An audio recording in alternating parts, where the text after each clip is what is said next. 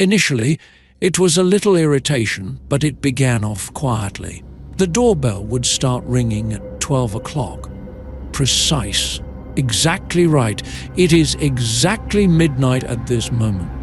For the first several nights, I attributed it to the fact that children were playing nearby, even though our home in Asheville, North Carolina, is located on a street that is rather peaceful. It is important to remember that teens are still teenagers. After muttering something under my breath, I would get out of bed and look through the peephole. None of it. There are no automobiles pulling out, and there are no goofy children running away.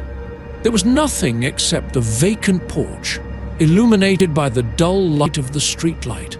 My search for a note began on the third night, a little piece of folded paper that was tucked away behind the welcome mat.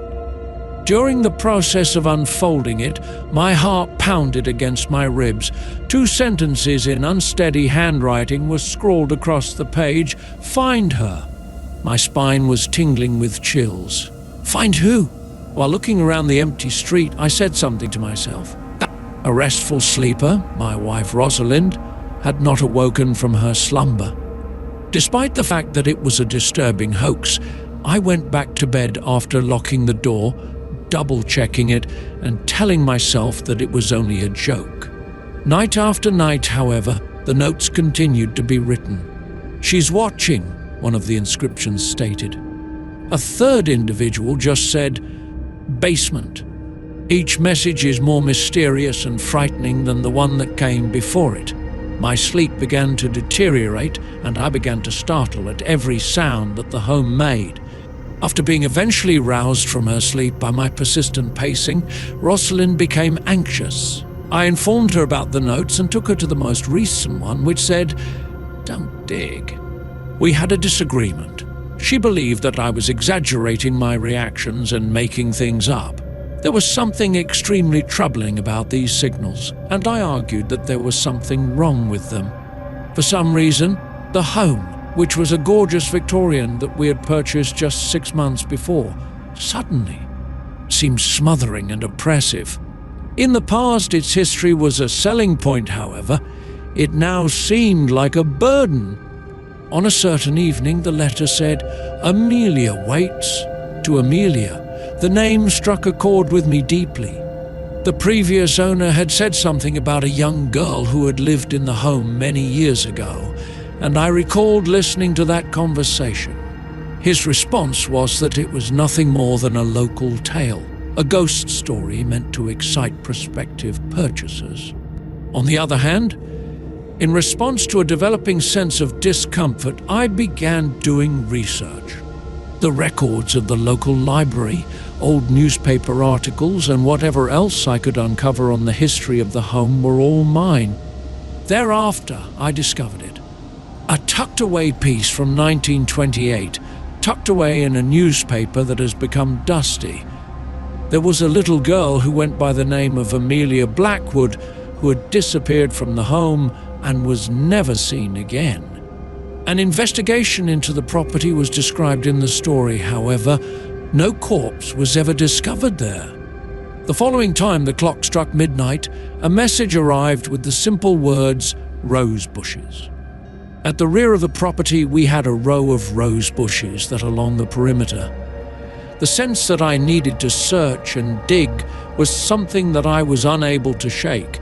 Rosalind pleaded with me not to, very certain that I was allowing this perverted game to overwhelm me. However, I was unable to ignore it. During that night, I began digging when the moonlight was quite dim. Surprisingly, the dirt consisted of loose particles. After what seemed like hours, my shovel finally made contact with something solid. Fear took hold of me. My bare hands were used to paw at the earth as I dropped the shovel that I had been using. I then became aware of it. A deteriorated silver locket of a tiny size. I gave it a good whack. A little snapshot of a young girl with black wavy hair and piercing blue eyes was found within. The photograph had faded a little bit. To Amelia, Upon the arrival of the cops the next morning, I had phoned them, eventually coming to terms with the fact that what I had discovered was true. Under the rose bushes, they discovered a little wooden box that had been hidden there. There were the skeletal remains of a youngster found within. She was holding the locket tightly in her skeletal palm. The doorbell did not ring again after that. On the other hand, the absence of sound is as terrible as any chime. It should come as no surprise that we quit the home. In my nightmares, however, I can't shake the vision of Amelia's face, which is securely encased in that silver locket. Just as the notes had indicated, I was able to locate her. However, as a result of my actions, I discovered a reality that was far more horrible than I could have ever imagined. A reality that continues to reverberate across the stillness of the nightscape. Story 2. The disconcerting events started off in a subtle manner, with a glimmer of movement on the footage from our security camera. As a result of the fact that we reside in a peaceful cul-de-sac in Boise, Idaho, any action that takes place after dark often demands a second look. This time, the doorbell camera was able to capture a guy who was approaching our front door at about 11 o'clock at night. Despite his height and slim build, he wore a black fedora that was pulled low over his eyes. He rang the bell, and the ring reverberated throughout the home, which was completely quiet. When my husband Theron went to answer the door, he found that there was no one there when he opened it. The porch, the street, and even the shrubs that lined our driveway were all places that he examined. It is empty. Because children being children, he thought that it was a joke.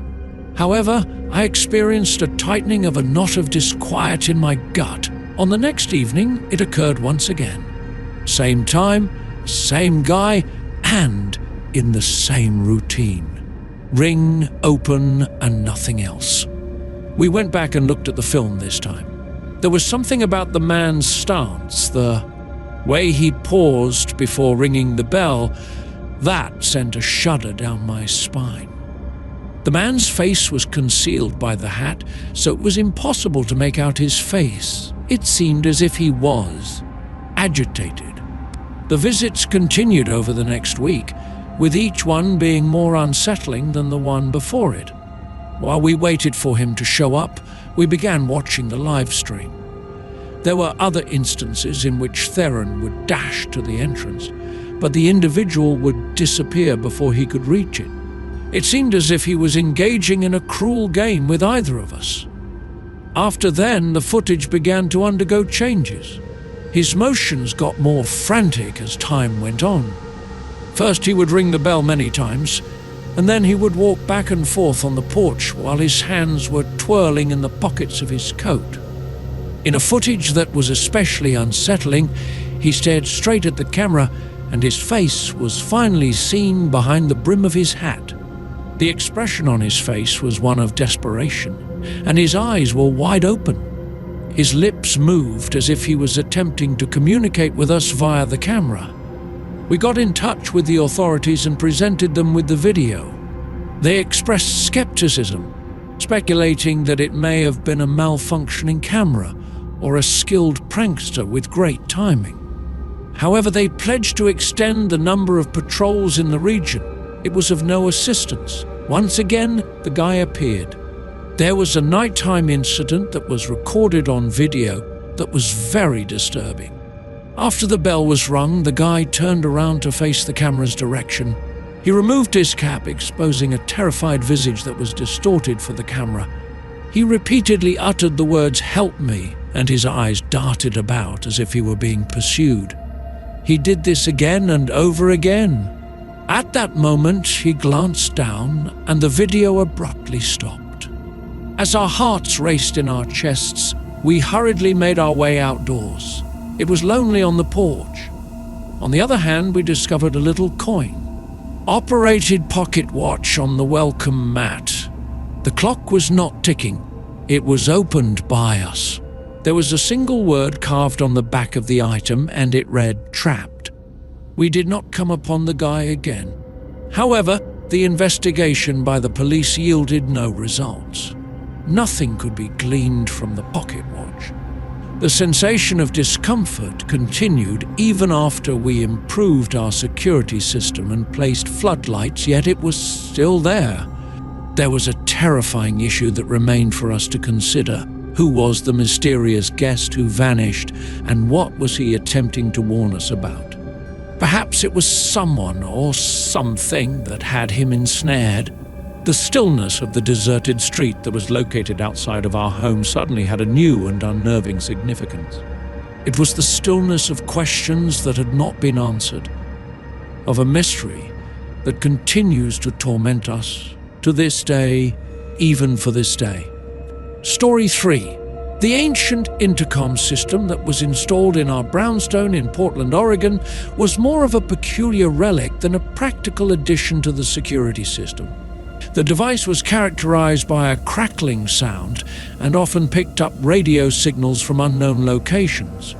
Therefore, when we heard a faint voice come through it one evening, we immediately thought it was interference originating from another source.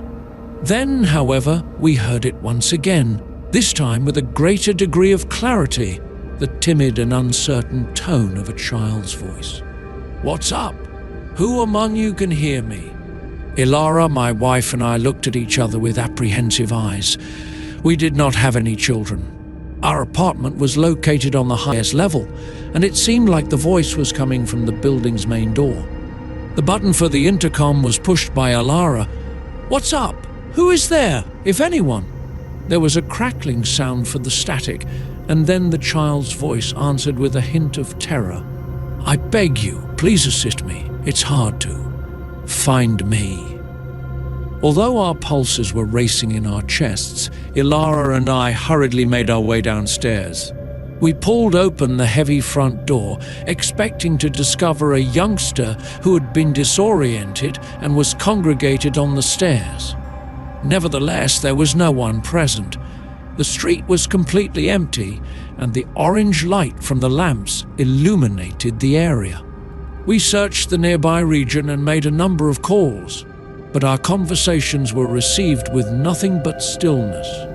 A little teddy bear that had been worn down was discovered by us on the threshold, tucked up against the stone front of the building. In addition to having a button eye that dangled perilously, its fur was matted and discolored. The look on Ilara's face was one of perplexity as she lifted it up. This looks very strange." When Ilara was looking for information on the history of the building later that night, she happened across an old news item when she was surfing the internet. A young girl by the name of Cordelia Hayes had gone from the building in 1957, and this report included specifics of her disappearance. One of the photographs that was featured in the story was of Cordelia holding a teddy bear that was similar to the one that we had discovered. We were engulfed in a chilling tsunami of fear. Is it possible that Cordelia's voice was the one that we heard? Were the teddy bear trying to convey a message or make a fervent request from beyond the grave?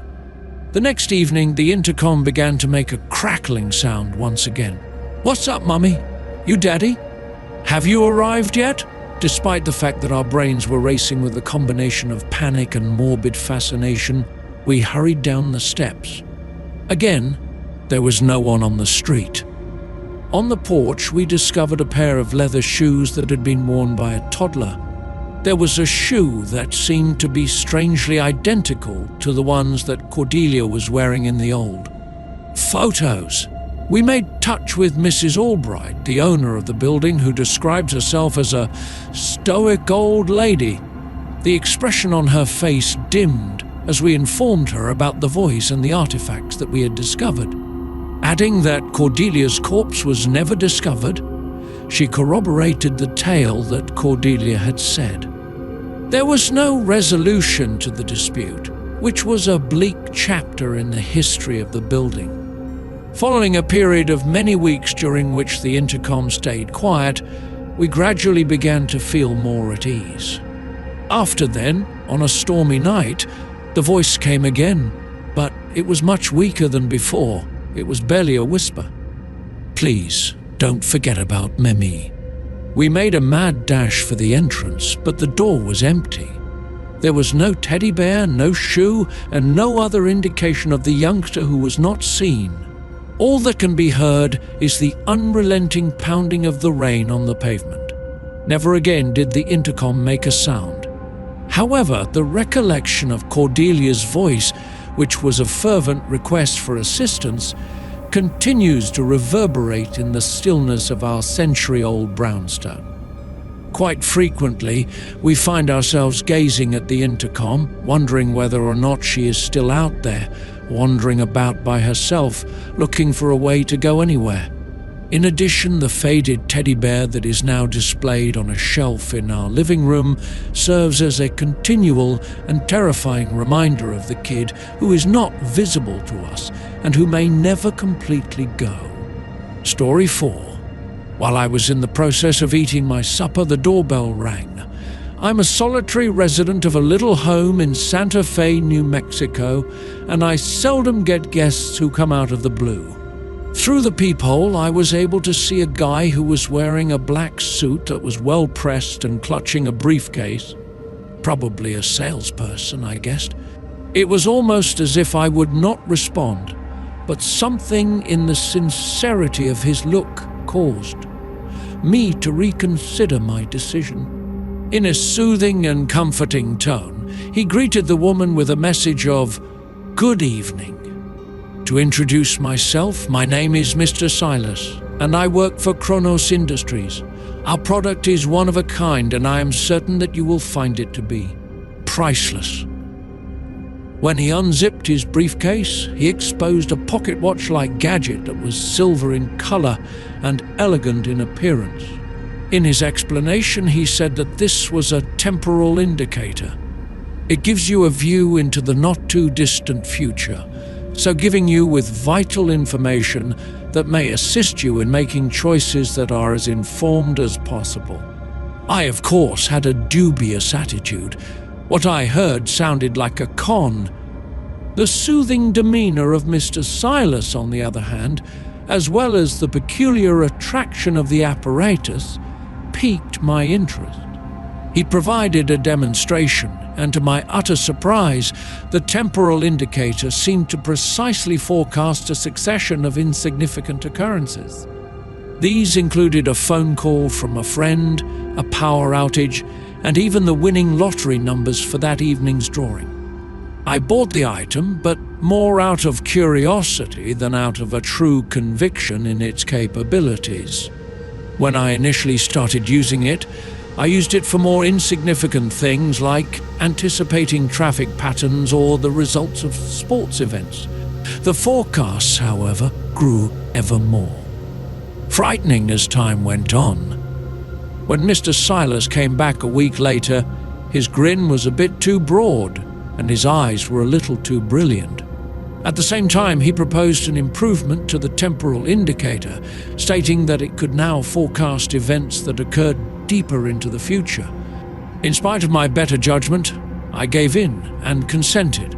The improved equipment provided me with visions of events that had not yet taken place, such as a vehicle accident, a fire in a neighboring building, and even a personal tragedy involving a close friend.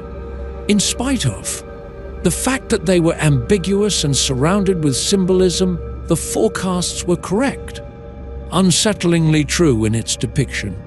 The trips that Mr. Silas made got more regular, and each time he offered a new upgrade, his predictions were more pessimistic than the previous one. Although I made an effort to refrain from utilizing the gadget, I found that I was compelled to do so.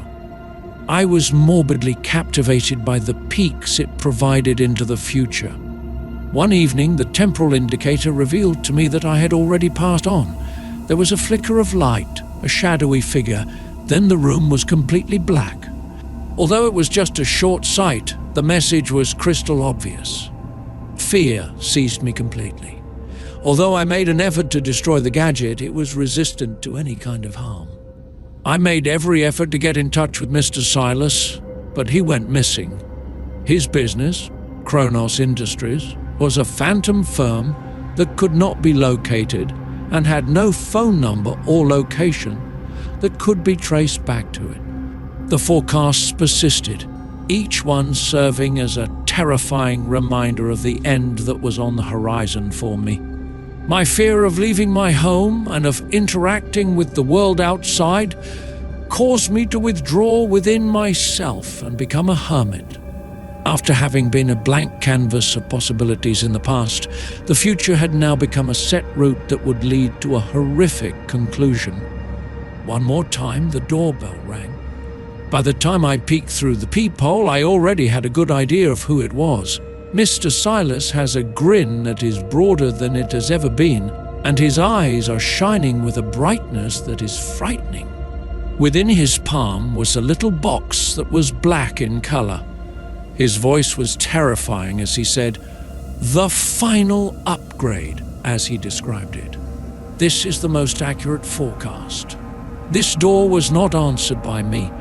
I have not left my little house, where I am now waiting, looking forward to what is unavoidable, watching to see whether the ultimate forecast turns out to be accurate.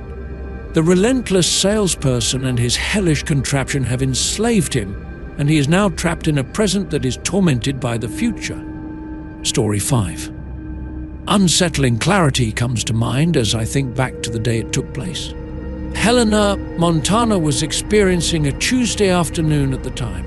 This oppressive sensation that had been creeping over me for weeks was mirrored by the sky, which was a dreary grey colour at the time. Suddenly the doorbell rang, which jolted me out of my daydream. I was frozen in place as I peered through the peephole. There I was, standing on my front doorstep. Or, to put it another way, an exact copy of myself. I still have the same auburn hair, green eyes, and a very small freckle that is located over my left eyebrow. My heart was pounding against my ribs as I staggered backwards from the entrance into the room. It was as if one was staring into a mirror that had been warped, a reflection that had somehow made its way out of the glass and placed itself in the actual world. With great caution, I opened the door, which was still being secured by a chain. Who are you?" As I spoke, my voice was hardly audible above a whisper. An unsettlingly familiar grin appeared on the face of the doppelganger. It was a perfect echo of my own voice that she said, "I'm you, Evelyn," and she said it. The genuine Evelyn was, "And you are required to go." The chain shook fiercely as I slammed the door shut, causing it to grate. My thoughts were racing as I attempted to make sense of what I had just seen. Did I have a hallucination? Have you been playing a clever joke on me? Is it possible that something far more nefarious was at play? On another occasion, I looked through the peephole. The doppelganger remained in the same location, having patiently waited. "This is my house," I yelled out, my voice shaking slightly as I did so. "This is where I call home." She responded in a voice that was calm and even soothing, saying, "Not anymore. It is now my time to speak." The visits made by the doppelganger grew more frequent and more demanding over the course of the subsequent several days. After standing on my doorstep for a considerable amount of time, she would sometimes ring the doorbell, and other times she would just stare at the house with an unsettling intensity. Despite my contact to the authorities, they did not discover any proof of trespassing. It was indicated that I was going through a stressful situation, maybe even a delusional episode. But I was aware of what I had seen. The lady who was standing on my doorstep was not a fabrication of my mind. I was aware of that fact. She was genuine, and she was taking my life in a deliberate and steady manner.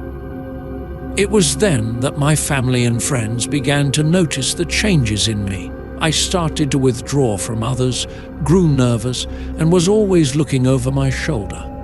They blamed it on the stresses of life and the stress that they experienced at work. They were unable to see what I was seeing. They were unable to notice the doppelganger that was hiding in the shadows, waiting for the right opportunity to take my place. There was a doorbell that rang one evening.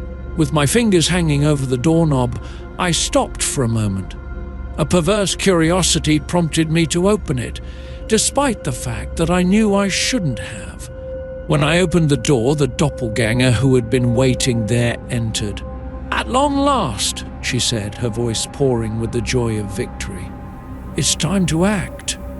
By pushing me away, she caused me to stumble backwards, causing me to smack my head on the wall. The world began to spin, and suddenly everything became completely dark. I found myself in a hospital bed, bewildered and disoriented when I awoke.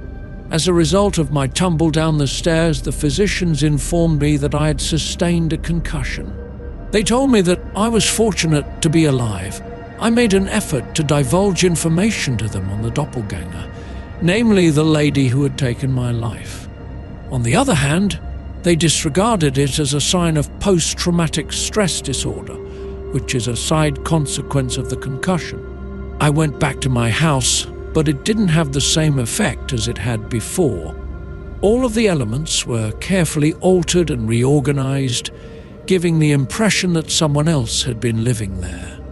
My favorite books were gone from the shelf, and my clothing did not quite seem to be the right size. It appeared as if even my image in the mirror was wrong. I convinced myself that my name is Evelyn. On the other hand, there is a persistent uncertainty that keeps popping up in the back of my mind. My identity and my reality are being called into doubt by a terrifying whisper. When the doorbell rings, there are times when I pause, reluctant to answer it because I am terrified of who or what could be there on the other side of the door. Story 6. The home that we lived in Charleston, South Carolina, was rather ancient. It was full of creaks and murmurs, and the aroma of magnolia blooms lingered in the air. In addition to having a history that reverberated through its walls, it had a charm that pulled us in. An integral component of that allure was the doorbell, which was a stunning brass antique. That is what we believed. It began in a soft manner. Instead of the typical chime, there was a single note that was quite clear. I believe that is a high C. It was strange, but we brushed it off as a peculiarity of the outdated wiring. After then, a single note evolved into 2, and eventually 3, resulting in a straightforward and melancholy tune. It was eerie, and in some ways it was beautiful. Nonetheless, it was certainly unnerving. Reese, who is also a musician, was quite interested in the idea. Even while he was aware that the music was a traditional folk tune, he was unable to identify it more precisely. He began his investigation by combing through ancient songbooks and the archives of the local historical society. His investigation led him to learn that the tune was connected to a horrible occurrence that had taken place in our neighborhood many years ago, a fire that had resulted in the deaths of a family consisting of 4 people. There was an expansion of the doorbell's musical repertoire. Over time, the straightforward melody developed into a more intricate and melancholy tune. The sounds were woven together to create a tapestry of sound that mimicked the horror of the fire. It appeared to tell a tale. Deep, resonant tones were used to portray the parents' frantic efforts to rescue their children, while high-pitched notes were used to represent the children's pleas. The music would play at strange hours, sometimes even in the middle of the night, and it would fill the home with a terrible symphony of anguish. Although we made an effort to deactivate the doorbell, the music continued to play, and it seemed as if it was coming from the walls themselves. It was as if the home itself was singing its melancholy song. As we discovered more about the fire, we also learned more about the Harper family, who had been killed in the blaze. 2 young children, Thomas and Clara, together with their parents, Elias and Serafina, who are a young marriage. All through the night, their calls for assistance could be heard reverberating through the top level of their burning house where they had been imprisoned. As the song progressed, it got more intense and powerful. We were nearly able to hear the cries of horror, the frantic prayers for help, and the crackling of the flames.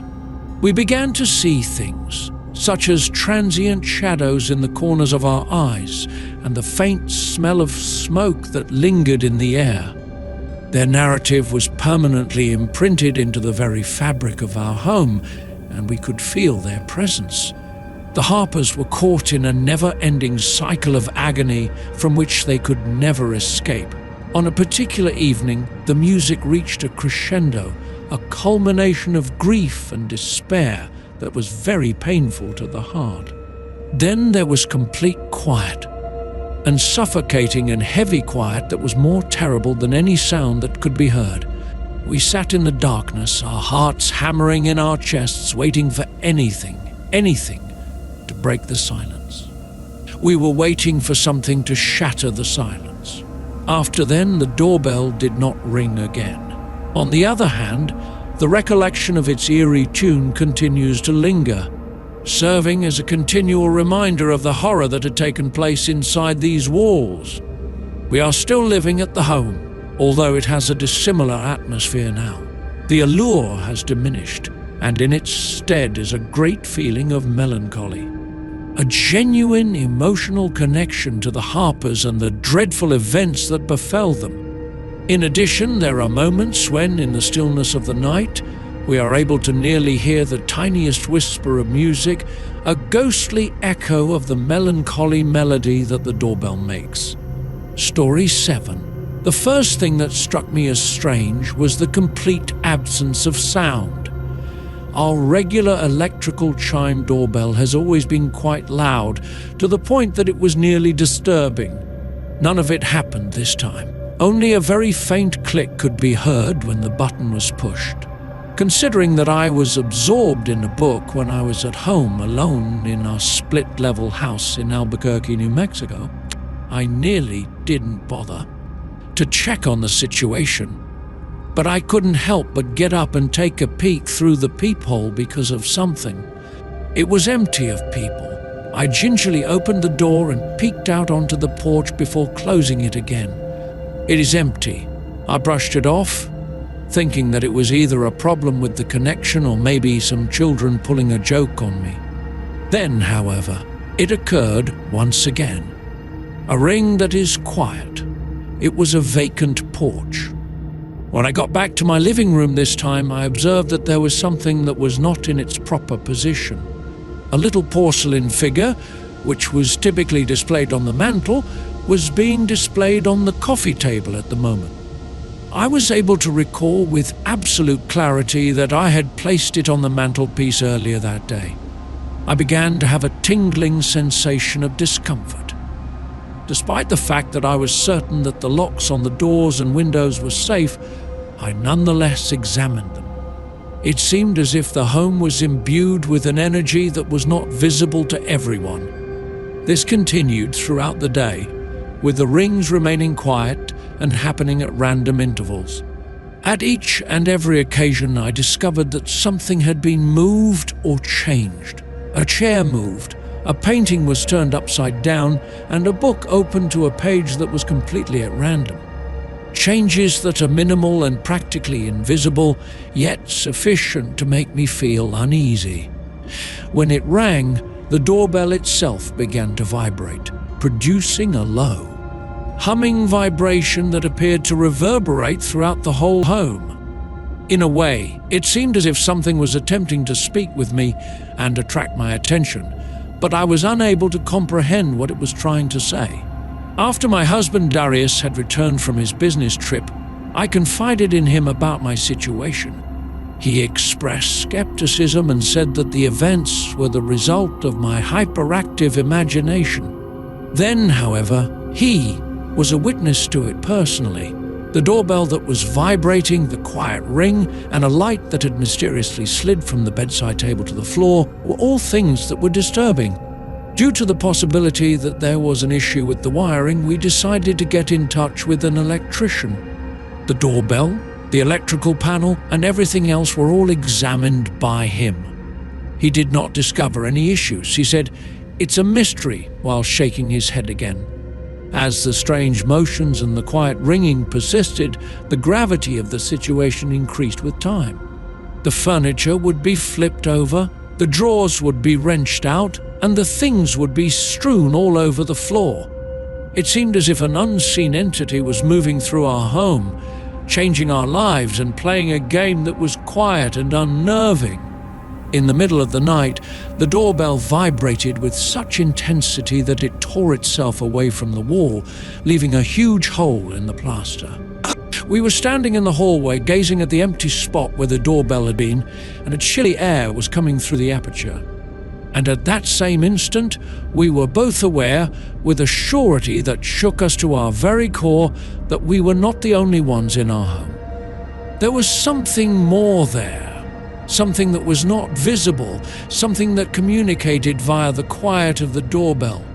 And the message that it was trying to convey was becoming more and more straightforward. We were not welcome. Story 8. Due to my preoccupation with antiques, I often find myself in peculiar situations. Taking this specific route brought me to a dusty antique store in Savannah, Georgia, where I unintentionally came upon a doorbell that was elegant and extravagant. Tarnished brass was used in its construction, and it was elaborately carved with cherubs and vines. Additionally, it had a certain presence. I was compelled to get it. I was impressed by the way the antique doorbell suited our Victorian era property, so I decided to replace our contemporary doorbell with the antique one. I was in the middle of making supper that evening when I heard the doorbell ring. On the other hand, I heard a voice rather than a chime. My name was being spoken by a lady whose voice was soft and otherworldly seeming. The phrase, "Lillian, Lillian," the hammering of my heart in my chest caused me to run to the entrance. It was empty of people. Both the street and the porch, as well as the plants that lined our path, were examined by me. It is empty. It was an illusion of my brain, and I disregarded it as nothing more than a trick of the wind. On the other hand, the voice kept coming back whenever I rang the doorbell. Occasionally a hushed murmur, and other times a tearful sob. Additional voices joined in, creating a cacophony of whispers that murmured phrases that I was unable to fully comprehend. It seemed as if the doorbell itself was the source of these sounds. It was as if the brass cherubs and vines were uttering secrets from the past. Initially, I began my investigation into the history of the doorbell, tracing its origins all the way back to the late 1800s. After more investigation, I found out that it had been owned by a rich family known as the Callaways, who had resided in a magnificent mansion located only a few streets away from our home. The whole Callaway family had died in the unfortunate event that the house had been destroyed by a mystery fire in the year 1903. Voices got increasingly distinct and persistent as time went on. Now I was able to make out words and phrases such as justice, be blood, revenge. It was as if the doorbell was a doorway to the past, a channel through which the souls of the Callaways were attempting to interact with one another for some reason. On a certain evening, the doorbell rang, and a voice that was more powerful than it had ever been resounded throughout the home. Our demand is for justice. There must be an unveiling of the truth. After doing more research into the history of the Callaway family, I came upon a sinister secret. It was not a coincidence that they had perished in the fire that had taken their lives. A competing family, the Prestons, who had envied the money and position of the Callaways, had been the mastermind behind the fire that had claimed their lives. The atrocity committed by the Prestons had been buried somewhere under the ashes of the Callaway estate, and they had evaded prosecution. The voices that were heard in the doorbell were more impatient and demanding. They want retribution. They desired that the Prestons be held accountable for their crimes. In an odd way, I felt compelled to assist them and to bring their tale from darkness to light. I reached out to a local historian and informed them about my findings, as well as the peculiar things that occurred with the doorbell. His first reaction was one of skepticism, but he was fascinated enough to look into it. His discovery of evidence that supported my conclusions, evidence that had been ignored for more than a century, was a significant accomplishment. It was ultimately discovered that the truth about the Callaway fire had been disclosed, and the Prestons, or more accurately, their descendants, were brought to light. The voices that were heard in the doorbell eventually became silent, and their cries for justice were ultimately met. Even though the doorbell continues to ring, it is now merely a chime, a sound that is distinct and resonant. The murmurs have stopped, and in their stead is a feeling of tranquility, the sensation that the souls of the Callaways have at long last found a place to rest. In addition, the old doorbell, which was once a source of dread and enigma, now acts as a reminder of the force of truth and the persistent echoes of the past. Story 9. I first believed that it was a trick of the light when it occurred for the first time. At that moment, the doorbell rang at my home office in Denver, Colorado, where I was working late into the night. I took a quick look at the security monitor and saw a shadow moving across the peephole during my peek. Unusual. As I approached the door, I opened it and looked out into the hallway of the apartment complex where I was staying. It is empty. One more time I looked at the surveillance tape. Unquestionably, the shadow was there. It was a dark humanoid figure that obscured the view via the peephole. However, there was no one that could be seen on the camera. A temporary distortion of the picture was what I attributed to it, and I attributed it to a malfunction in the system. Then, however, it occurred once again.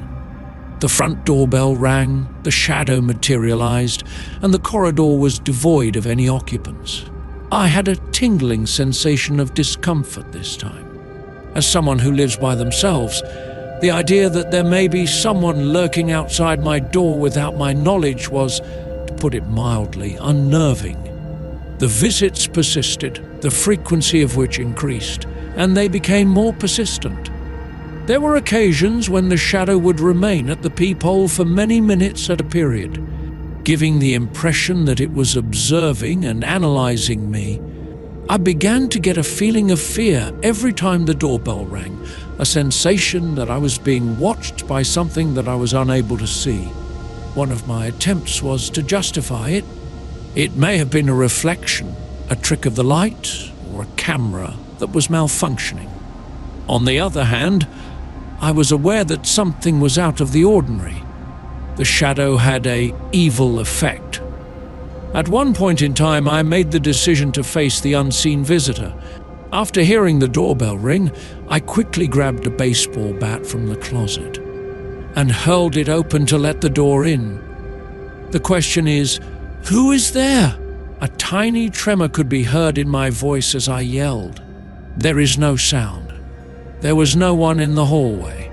On the other hand, I was able to sense it, a chilly patch in the air just outside my door, and a feeling that something invisible was standing just a little distance away. With my heart thumping in my chest, I slammed the door shut with all my might. The surveillance video was examined by me. The shadow was there, and it was more distinct and darker than it had ever been before. And this time it seemed to be getting closer, as if it had moved forward while my door was open. The visits persisted, and with each new apparition, the shadow became more ominous and closer each time. I began to have a sense of confinement inside my own apartment, apprehensive about answering the door, and apprehensive about what may be waiting on the other side. Even when I established a new security system and increased the brightness of the lights in the corridor, The unseen visitor was not deterred in any way. The existence of it was a continual and unsettling reminder that I was not alone. It was always there, hovering just beyond the barrier. There was a night when the doorbell rang, but I declined to answer it. As I crouched in my bedroom, I clenched the baseball bat tightly in my hand and listened intently to the ringing that was so persistent. Following that, the ringing ceased. There is no sound, and suffocating and heavy quiet that was more terrible than any sound that could be heard. I made my way to the entrance as my heart was thumping in my chest. It was via the peephole that I glanced. We no longer saw the shadow. Immediately when the revelation hit me, I felt a wave of relief rush over me. At this point, the shadow was no longer outdoors. It was the inside. Story 10. Innocently enough, it began its journey. In the town of Concord, Massachusetts, he was paying a visit to my grandmother, who lives in a charming home with 2 stories. I was there to look through her possessions after she had died away not too long ago before I arrived. The home was brimming with memories that spanned a lifetime, with each item serving as a concrete connection to the past. The doorbell rang when I was in the attic sorting through crates of old pictures. I was in the process of doing so. With the assumption that it was a neighbor or maybe the real estate agent, I raced down to the basement. As soon as I opened the door, I saw that I was once again standing in the attic. Everything remained exactly the same as it had been only a few seconds before, including the dusty furniture, the crates of pictures, and the overhanging ceiling. Having lost my bearings, I shook my head, supposing that I must have been imagining the doorbell. After that, it kept ringing, the same chirp that is persistent. Despite the fact that my heart was beating in my chest, I descended the steps once again. Once again, I discovered that I was at the top of the building. There was a third ringing of the doorbell and the repeating cycle occurred. I was stuck in a never-ending cycle, a nightmare that kept coming back to me, and I was unable to break free of it. There was a beginning of panic. Although I attempted to enter the home by a variety of entrances and followed a variety of paths, the outcome was always the same. There is the doorbell, the staircase, and the attic. There was no way to escape the circle. It was as if the home, which had been a source of solace and familiarity in the past, had become a jail. Suddenly, the familiar things and the memories that were so dear to them were warped and threatening. I found myself in a time warp, all by myself, with no way out of the situation in sight. When I was attempting to save my sanity, I began having conversations with myself. In order to escape the boredom of the never-ending cycle, I did everything from singing songs to reminiscing about the past. With whatever power was keeping me hostage, I made an effort to reason with them by appealing, negotiating, and even threatening them. However, there was no reaction. The doorbell continued to ring non-stop without any interruptions. Every significance was lost with time. There was a continuous stream of repetition that made it difficult to differentiate between the minutes, hours, and days that passed. Although I was a prisoner of the never-ending circle, I was existing outside of time. Another day, while I was making my way down the steps, I became aware of something that was unusual. An old music box that is rather little and placed on a table in the entryway. Before now, I had never seen it. During that time, it was playing a haunting song, a melody that I had heard before when I was a youngster, a song that my grandma used to sing to me when I was a baby. The loop was broken while the song continued to play. My journey brought me to the front door, where I opened it and saw that I was standing on the porch. An expression of anxiety could be seen on the face of a young lady who was standing there. She said, "Are you feeling up to par?" I was concerned that something was wrong because I heard the doorbell ringing multiple times, the speaker said. I made a stuttering answer, still bewildered and reeling from the event that I had just been through.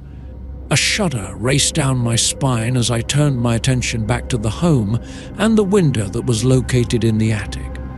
Even if the never-ending cycle was stopped, the memory of it, which included the sensation of being imprisoned outside of time, continues to exist. And there are moments when, in the stillness of the night, I can still hear the faint ringing of the doorbell, a terrifying reminder of the period when I was lost in the never-ending cycle. Story 11. The first shipment landed in Salem, Oregon, on a stormy morning in the month of October. It was a basic brown box wrapped with twine, and there was no return address on it. I discovered it on my doorway. One of the items had a classic porcelain doll that was tucked up under paper tissue. It seemed as if its painted eyes were following me around the room as I walked about. Despite the fact that it was creepy, I imagined that it was a present from a distant cousin who had forgotten about my hatred to dolls. At the end of the week, the second shipment was delivered. This time, it was a diary that was bound in leather and shown signs of wear. Its pages were covered with elaborate cursive handwriting that detailed the activities that a lady called Eliza participated in on a regular basis. First, the postings were unremarkable. They included things like social calls, gardening notes, and shopping lists. However, as I continued to read, the posts got more reflective and, to put it another way, more frightening. A rising sense of dread, weird nightmares, and the sensation of being watched were all things that Eliza wrote about. I made an effort to determine where the parcels came from, but the post office was of little use to me.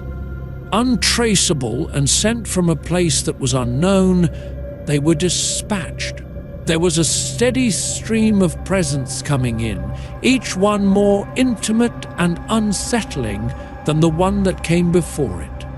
A silver locket that had a strand of hair, a picture of a young girl standing in front of my home that had faded, and a drawing by a youngster that depicted a dark figure hiding in a doorway were all items that were found.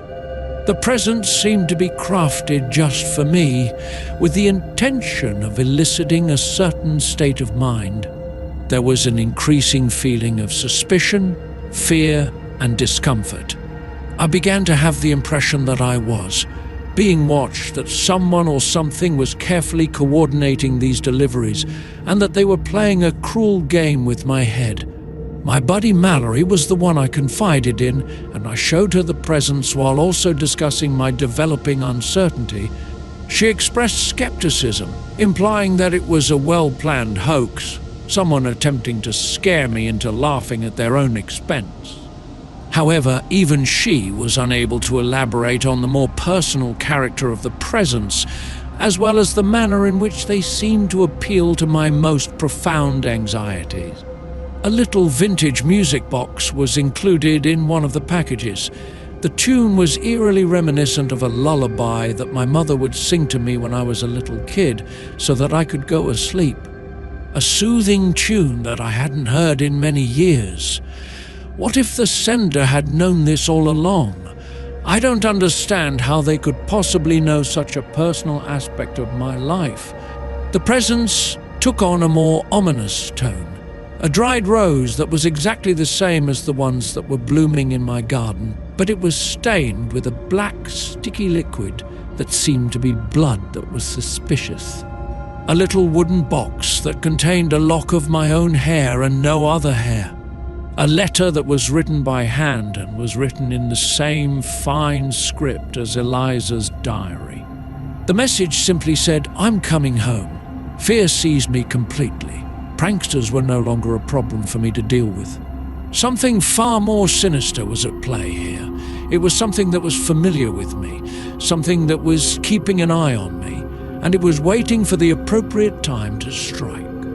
Even though I had security cameras installed, and the locks on my doors and windows were strengthened, the presents continued to come to me, and they appeared on my doorstep as if they were being brought there by magic.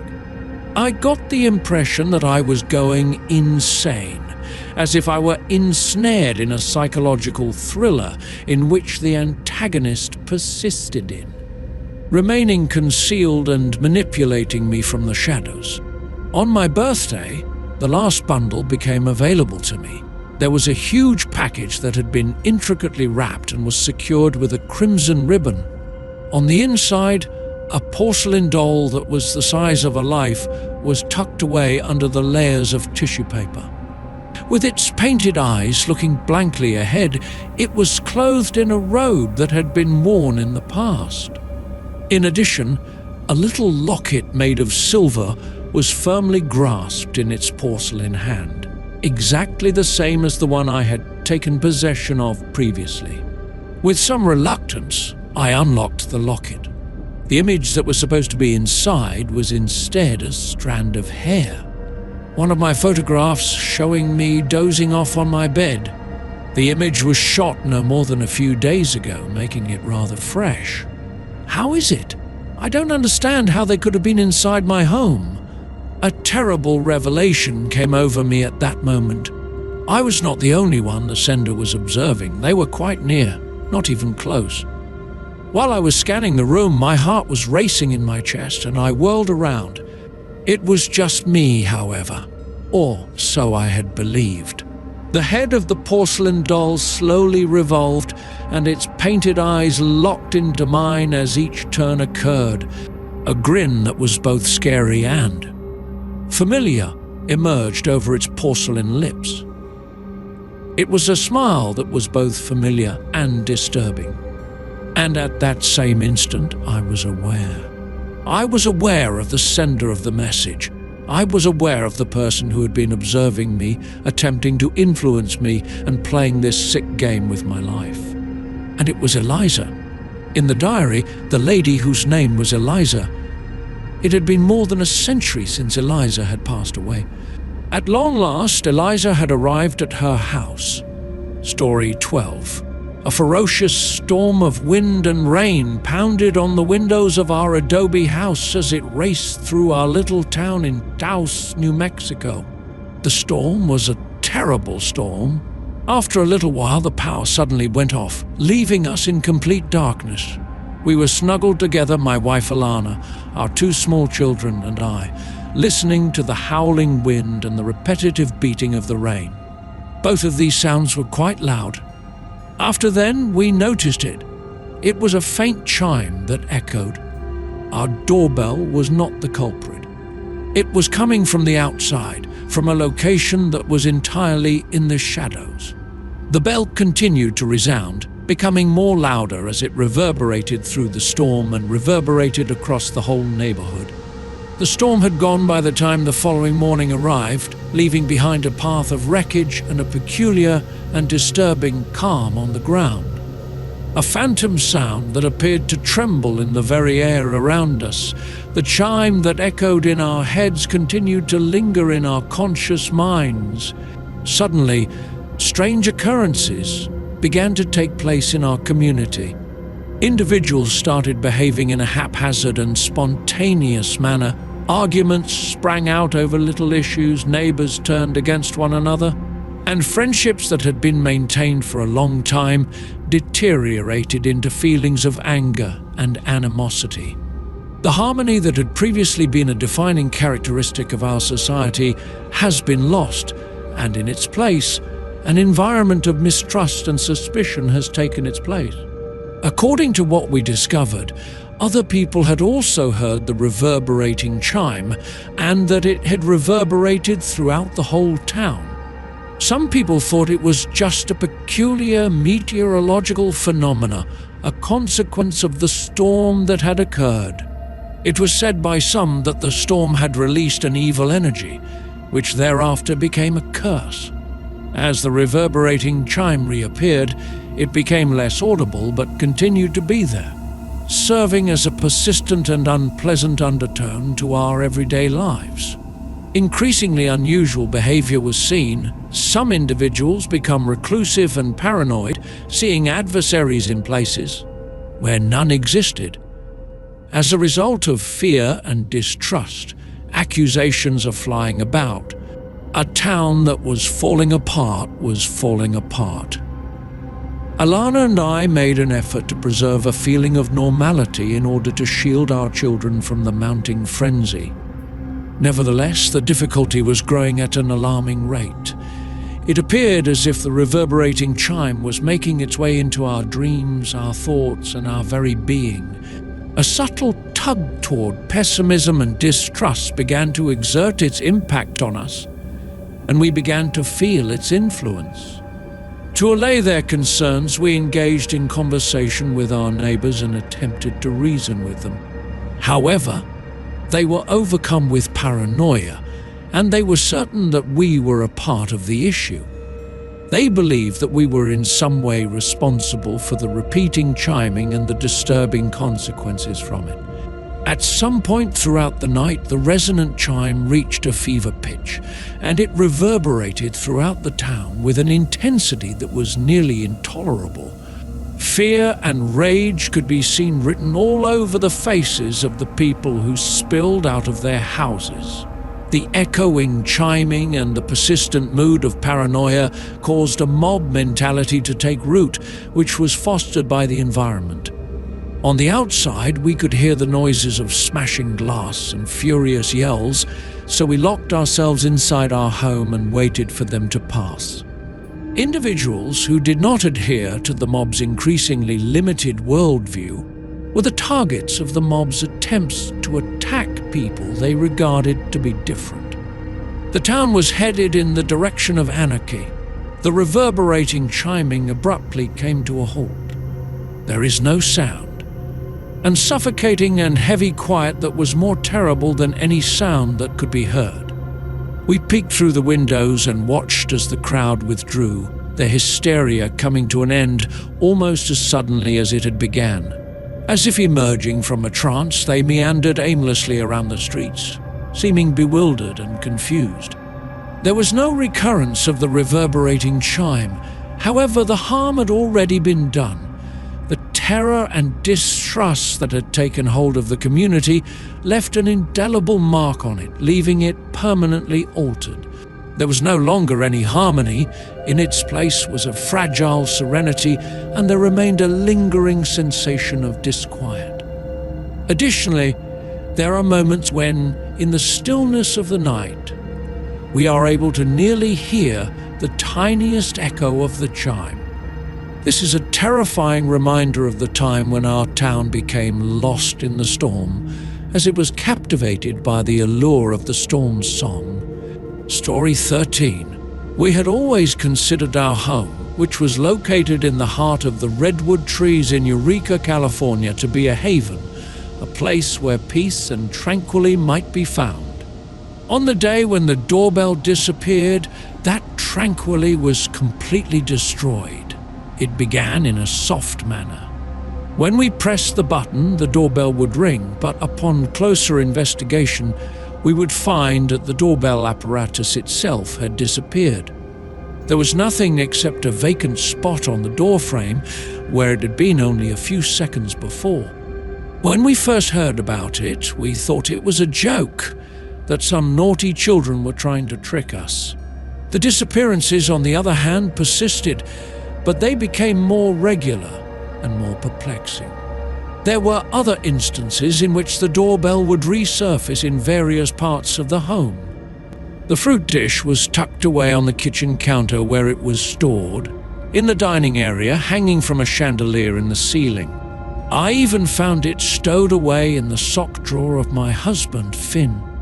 The rapid dip in temperature that preceded each reappearance was accompanied by a chilly draft that sent chills down our spines. An attempt was made to justify it. It may have been a case of sleepwalking, a collective hallucination, or a trick of the light. But the motions of the doorbell defied logic and refuted any explanation that could be considered logical. It seemed as if the home itself was playing a game with us, a game with rules that were becoming more and more difficult to manage. After having the suspicion that someone could be breaking into our home and relocating the doorbell as a peculiar sort of intimidation, we decided to get in touch with a locksmith. The locks, the windows, and the complete security system were everything that he examined. He discovered nothing that was wrong. The expression on his face changed to one of perplexity as he conceded, "It's unusual." The sudden disappearances of the doorbell got increasingly complex and dramatic as time went on. It would be hooked to the ceiling fan, and it would be whirling dangerously over our heads the whole time. Immersed in the water of the bathtub, surrounded by candles that were flickering. Even sitting on top of our sleeping dog Buster, who remained blissfully ignorant of his peculiar hat the whole time he was wearing it. Each reappearance was accompanied by the chilly draft, and an increasing sensation of discomfort was experienced by the individual. Suddenly, the home, which had been our safe haven, seemed off. It seemed as if there was something else occupying our space, something that we were unable to see, something that was playing a game with our brains that was both quiet and unnerving. Instead of utilizing the doorbell, we began to knock on the door or call each other on our mobile phones. We also started to avoid using the doorbell altogether. However, the doorbell continued its peculiar voyage around our home, making its appearance in spots that were progressively more impossible to find. Inside the refrigerator, tucked inside amid the cartons of milk and eggs that were stored there. This item is dripping with water and is hanging from the shower head. Despite being concealed behind Finn's guitar case, the brass surface of the instrument shone brightly in the low light. We were in the home when we heard the doorbell ring, which was a lengthy, drawn-out sound that appeared to reverberate throughout the whole house. But despite our exhaustive search, we were unable to locate it. Although it was stronger than it had ever been, the freezing draft was still whirling about us and whispering along the corridors. We were pressed together in the living room, our hearts thumping in our chests as we gathered there. It was as if something had moved, something had altered, and the home had a chillier and more empty atmosphere. After then, we were able to see it. It's the doorbell. Our vehicle, which was parked in the garage, had it dangling from the rearview mirror of the vehicle. They had locked the doors of the automobile. It was closed, the door to the garage. How had it arrived at that location? While we were slowly backing away, our eyes were riveted on the doorbell, which had a brass surface that shone brightly in the dim light of the garage. And at that same instant, we were both aware, with a surety that shook us to our very core, that we were not the only ones in our home. There was something more there, something that we could not see, something that was playing a game with us, a game that was becoming more and more deadly than it had been before. Shortly after that, we decided to sell the home. And in doing so, we left the doorbell that had vanished behind, along with the terrible mystery that it symbolized. Despite the fact that we were never able to uncover the reasons for its peculiar motions, the memory of it, together with the sensation of being watched and controlled, continues to torment us to this day. Sometimes, when we hear the sound of a doorbell ringing, we can't help but worry where it may return, and what a terrible message it might be attempting to communicate to us. Story 14. The ancient home that we acquired from my aunt in Rutland, Vermont, was a majestic Victorian with a wraparound porch and a panoramic view of the valley below. It was perched on a hill above the town and had impressive views of the surrounding area. There was a lingering aroma of lavender and old books, and the house was packed with antique furniture. It was a stunning home. In addition to that, I quickly realized that it was haunted. One of the first visits took place on a cool evening in the fall. When I heard the doorbell ring, I was contentedly reading a book while sitting by the fireside. When I opened the door, I saw a lady perched on the porch of the house. A pale and drawn-out appearance could be seen on her face as she wore an old-fashioned gown with her hair pushed back into a tight bun. Her request was for someone with the name Henry. My words were, "I'm sorry. At this location there is no one called Henry." It seemed as if the woman's eyes, which were a shockingly deep blue, were penetrating through me. Her voice was hardly audible above a whisper when she said, "Are you sure?" He had been anticipating my arrival. I restated that there was no one living there by the name of Henry, and after a brief moment of doubt, the lady turned around and went away, vanishing into the waning light of the setting sun. In my mind, the event was nothing more than a case of mistaken identification involving an old lady who was experiencing memory loss. On the other hand, she came back. After 1 week had passed, the doorbell rang once again, and there she was, the lady dressed in the traditional robe, requesting Henry's presence. Her visits increased in frequency and continued to be increasingly persistent. She would show up at any time of the day or night, her pale face pushed against the glass of the front door, her blue eyes seeking and imploring like she was trying to find something. On each occasion, she would inquire about Henry, her tone of voice becoming more agitated with each visit. I began looking into the history of the home by reading old municipal records and historical papers as I was doing my study. After doing some research, I found out that the home had been owned by a Thatcher family in the past. Back in the late 1800s, they had called that place home, and the name Henry Thatcher was given to the family patriarch, who was also the one who had constructed the mansion. A terrible revelation came over me at that moment. It turned out that the elderly lady who was dressed in the traditional attire was not misinformed. She was a ghost, the spirit of someone who had known Henry Thatcher and who had been waiting for him for more than a century. She was a ghost. I made an effort to speak with her and let her know that Henry Thatcher had been gone for a very long time. However, it seemed as if she was either unable to hear me or reluctant to acknowledge the reality. The frequency of her visits remained, and her desperation increased with each new presentation, with her pale face pushed against the glass of my bedroom window. Her blue eyes were wide with pain when she made her appearance at my bedroom window one night. "Henry," she said, her voice barely audible as she tried to speak. "Don't leave me, please, I beg you." For her never-ending wait and her love that was not returned, I had a twinge of compassion for her.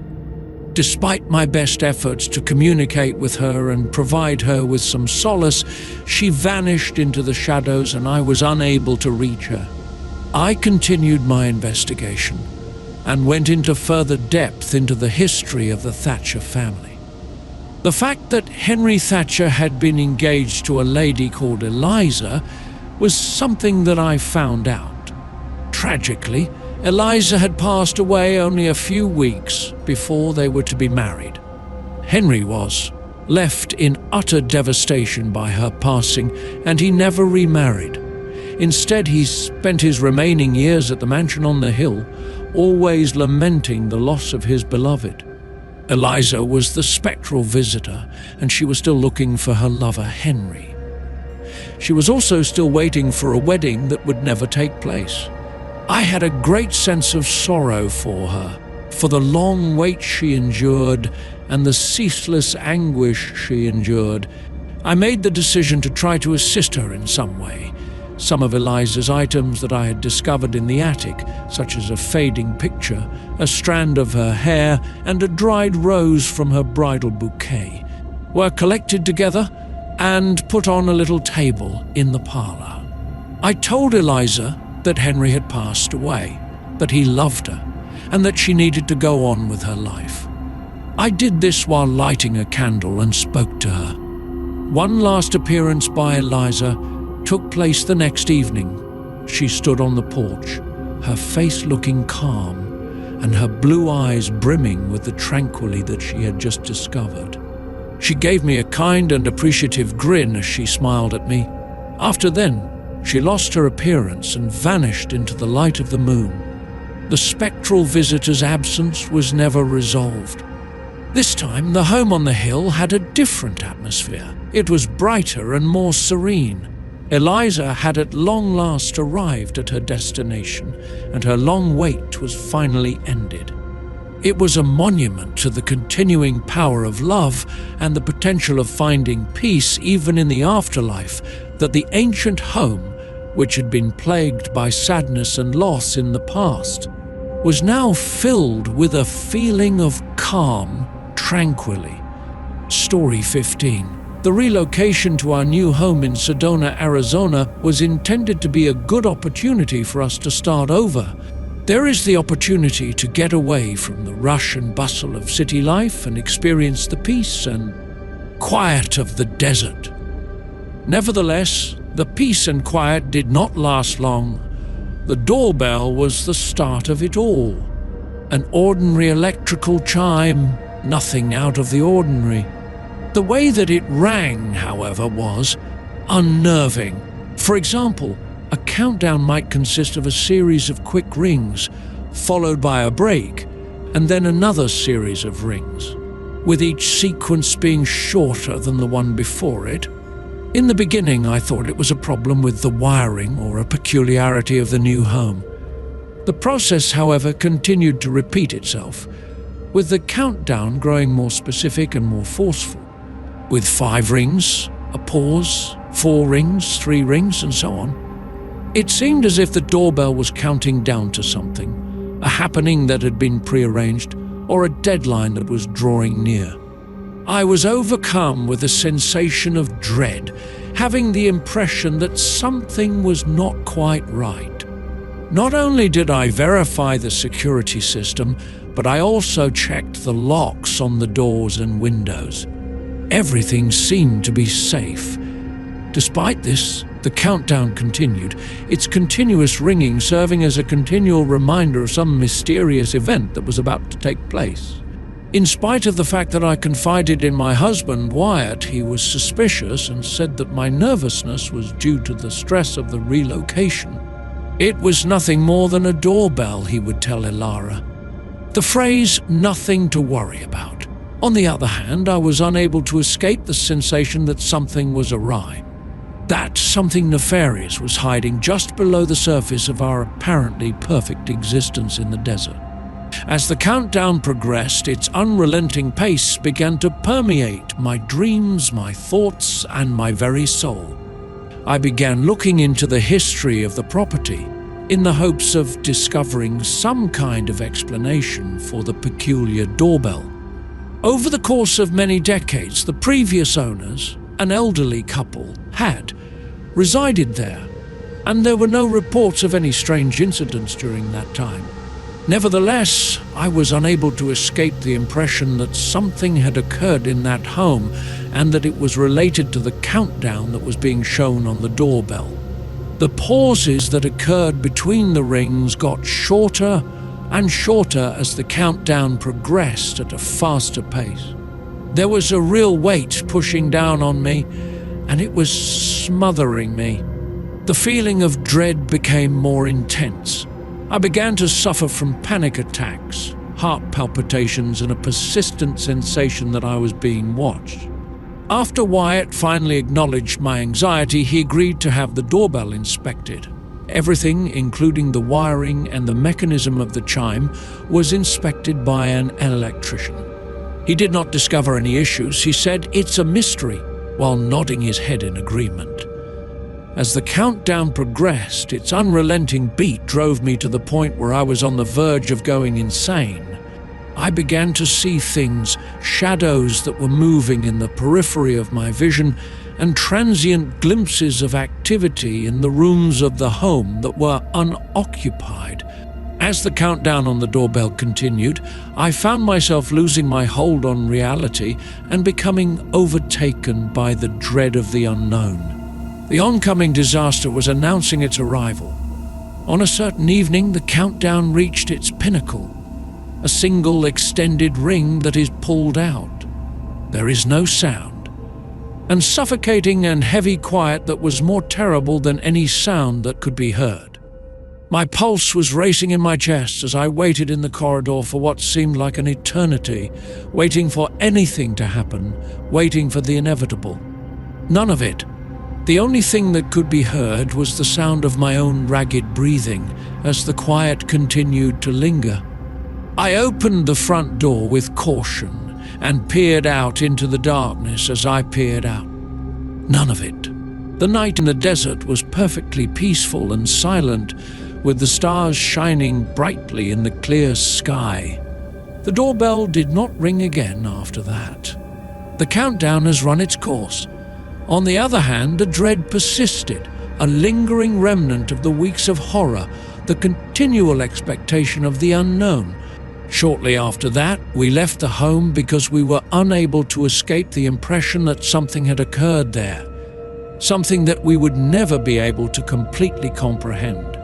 And there are times when, in the stillness of the night, I can still hear the faint echo of the doorbell's countdown. It is a frightening reminder of the time when I was kept prisoner by the dread of the unknown, the horror of the coming event that I had not seen. Story 16. Immediately after the ringing of the doorbell, the voice began to be heard in a soft whisper tone. For the most part, weird happenings are uncommon in the house that I live in, which is a contemporary and minimalist home located in a quiet neighborhood of Olympia, Washington. When I first heard the whisper, I thought it was a trick of the wind or a fabrication of my mind. My immediate reaction was to reject it as such. On the other hand, the whispers persisted, becoming more audible and distinct with each ring of the doorbell. Words, phrases, and sentences were comprised of those sounds. They were not only noises. I was the subject of their focus. Concerning my life, regarding the secrets I keep. "You shouldn't have said that to your sister, Celeste," the voice murmured to Celeste sometime during the day. It made reference to a little disagreement that I had with my sister Lyra a week before, a disagreement that I had kept to myself and had not disclosed to anybody else. The voice did not know this. How could it? The murmurs got more intimate and more invasive as time went on.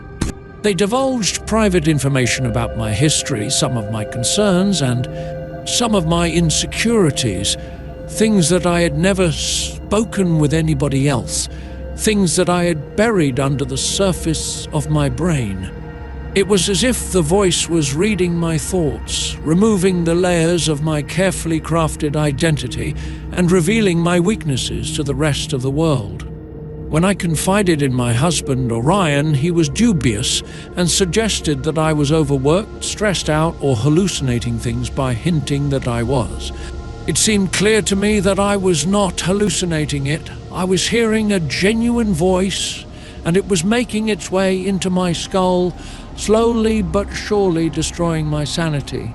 A series of revelations about Orion began by the voice. There were secrets that he had concealed from me. A prior transgression, a concealed debt, and a deception that has been forgotten for a very long time. My mind was planted with seeds of uncertainty as a result of the whispers, which eroded the trust that had formed the basis of our interpersonal connection. As time went on, I began to wonder something. Memories, impressions, and my basic sense of who I am are all included. By influencing me, altering my reality, and turning me against myself and people I loved, the voice was turning me against myself. I attempted to ignore the voice and to shut it out of my mind. On the other hand, it was always there, hiding just below the surface, waiting for the next ring of the doorbell to let loose its sneaky mutterings. I turned into a hermit because I was terrified of answering the door and the information that the voice would divulge next. There was a voice that spoke, and it was louder and clearer than it had ever been before. The doorbell rang a certain evening. According to what it stated, "You can't hide from the truth, Celeste. Now is the moment to confront your inner demons. The voice was muffled when I yanked the doorbell from the wall and wrenched it off. But there was just a brief period of stillness. It seemed as if the voice was emanating from the walls, the vents, and even the air itself that was all about me. It could hardly be avoided, it was everywhere. I sought the advice of a therapist, a psychiatrist, and there was even a paranormal investigator. Some of the theories that they provided were tension, worry, paranoia, and even a very uncommon sort of auditory hallucination. All of their theories, however, were unable to account for the particular and personal knowledge that the voice held, as well as the manner in which it seemed to tap into my most profound anxieties and insecurities. The voice persisted in its unrelenting attack, disclosing other secrets, additional falsehoods, and additional realities that had been concealed. I was a prisoner of my own mind, stuck in a world where truth and illusion merged into an indistinguishable nightmare. It bit away at my sanity until I was a shadow of my former self. I was a prisoner of my own mind. My life was broken when the voice disclosed a truth that was so unexpected and so heartbreaking that it demolished my universe. It was a revelation that I was not the person I had claimed to be, that I had been living a lie my whole life. An illusion that had been meticulously crafted with the intention of shielding me from a reality that was too horrific to endure.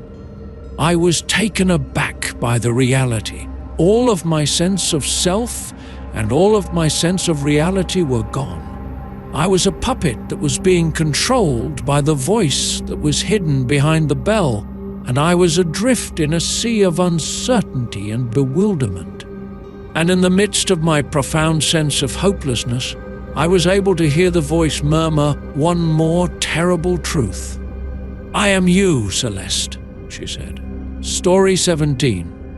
For as long as I can remember, the old grandfather clock that was located in the hallway has been a source of interest for me. Because of its elaborate carvings, its regular ticking, and its dignified presence, it was a piece of history and a palpable connection to the past.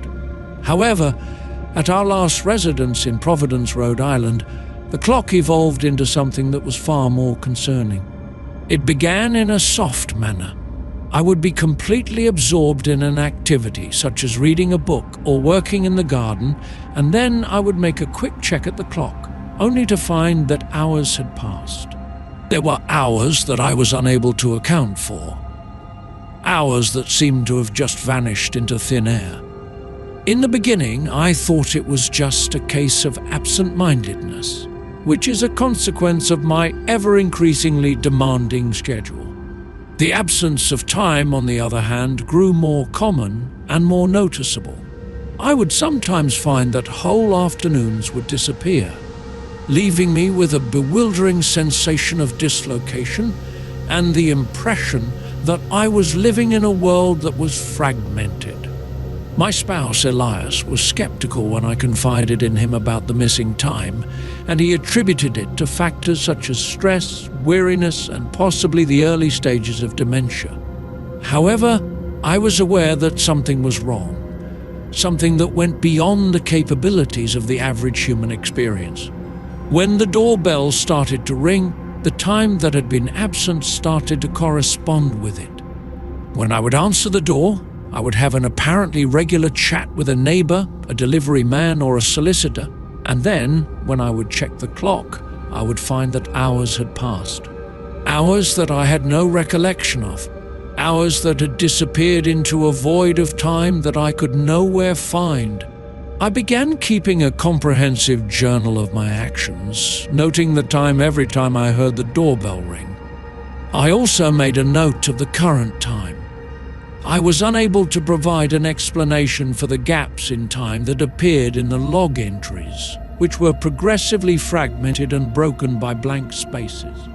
Additionally, it seemed as if the home itself was involved in the temporal distortions. During the stolen hours, things would be moved about and furniture would be changed. giving the impression that someone else had been around and living their own independent lives. I began to get a sense of being an outsider in my own house, as if I were a visitor in the world of another person. The doorbell rang one day, and when I went to answer it, I saw a young lady waiting on the porch. She was dressed in attire from the past, and her hair was arranged in an updo that was reminiscent of the past. A person with the name Beatrice was requested by her. My words were, "I'm sorry. In this location there is no one called Beatrice." This lady seemed to be bewildered and disoriented. It was her insistence that, "But this is her house. I have been here a great number of times previously." I made an effort to clarify that I was the owner of the home and that there had never been someone resident there who went by the name of Beatrice. However, the lady did not pay attention.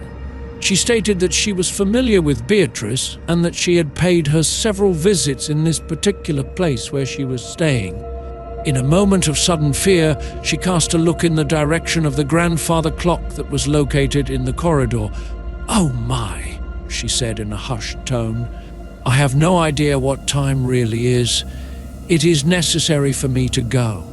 As soon as she finished speaking, she abruptly turned around and ran away, vanishing down the street. The clock was verified by me. All of 3 hours had passed. Over the course of 3 hours, I was unable to provide an explanation, and those 3 hours had disappeared without a trace. On the other hand, this time I had a short recall, a fragmented vision of sitting in the parlor with the lady who was dressed in antique attire, drinking tea and chatting about something. I was unable to fully comprehend the recollection, but it was there, providing a tantalizing look into the hours that had been robbed. I continued to experience the absence of time.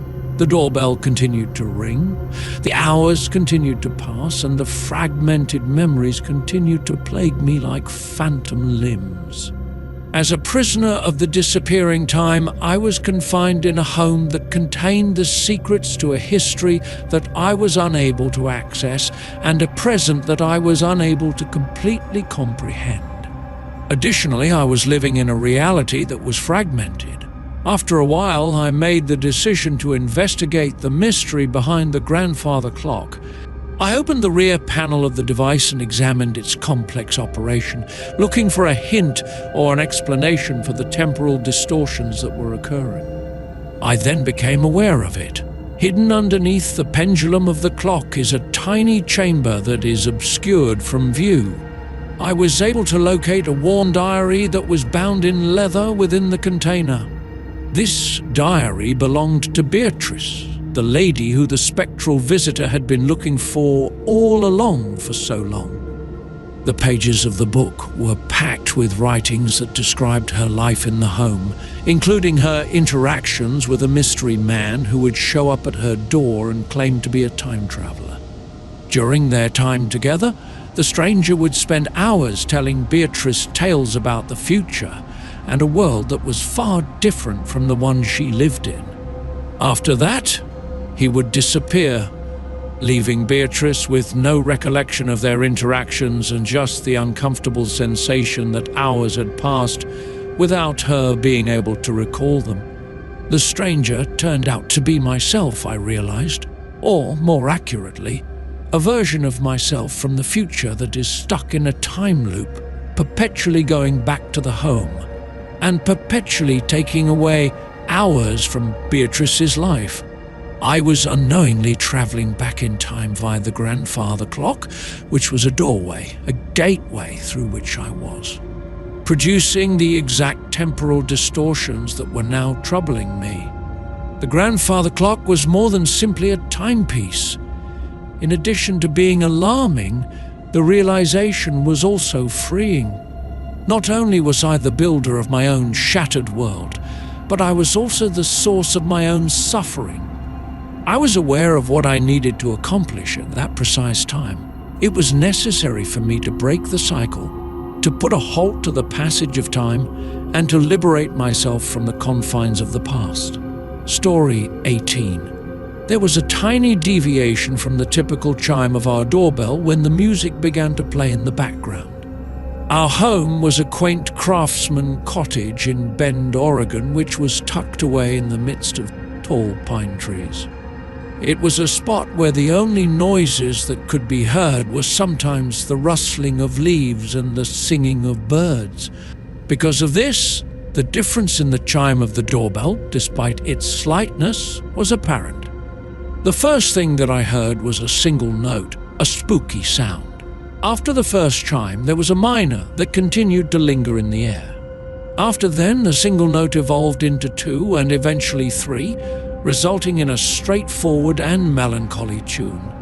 In a sense, it was lovely, but there is no denying that it was unnerving. In the course of its development into a full-fledged piece of music, the melody became more intricate and intricate, eventually transforming into a haunting waltz that appeared to emit from the very walls of the home. The home was filled with the soothing sound of its ethereal music as it played at unusual hours, sometimes even in the middle of the night. My wife, Juniper, who is a music instructor, was really interested in it. She made an effort to transcribe the music in order to determine who had composed it, but the melody was very different from anything she had ever heard before. It seemed as if the music lived beyond of time, like a spectral reverberation from a generation that had been forgotten. The bizarre happenings that were taking place in the home started to correspond with the music. We would often sense a cold patch in the air, a chilly presence that appeared to follow us from room to room, and objects would move mysteriously.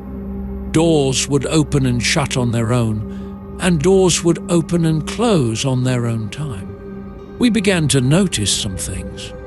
There were fleeting sightings of a person in the corridor, appearing as a dark apparition that was hiding in the corners of our eyesight.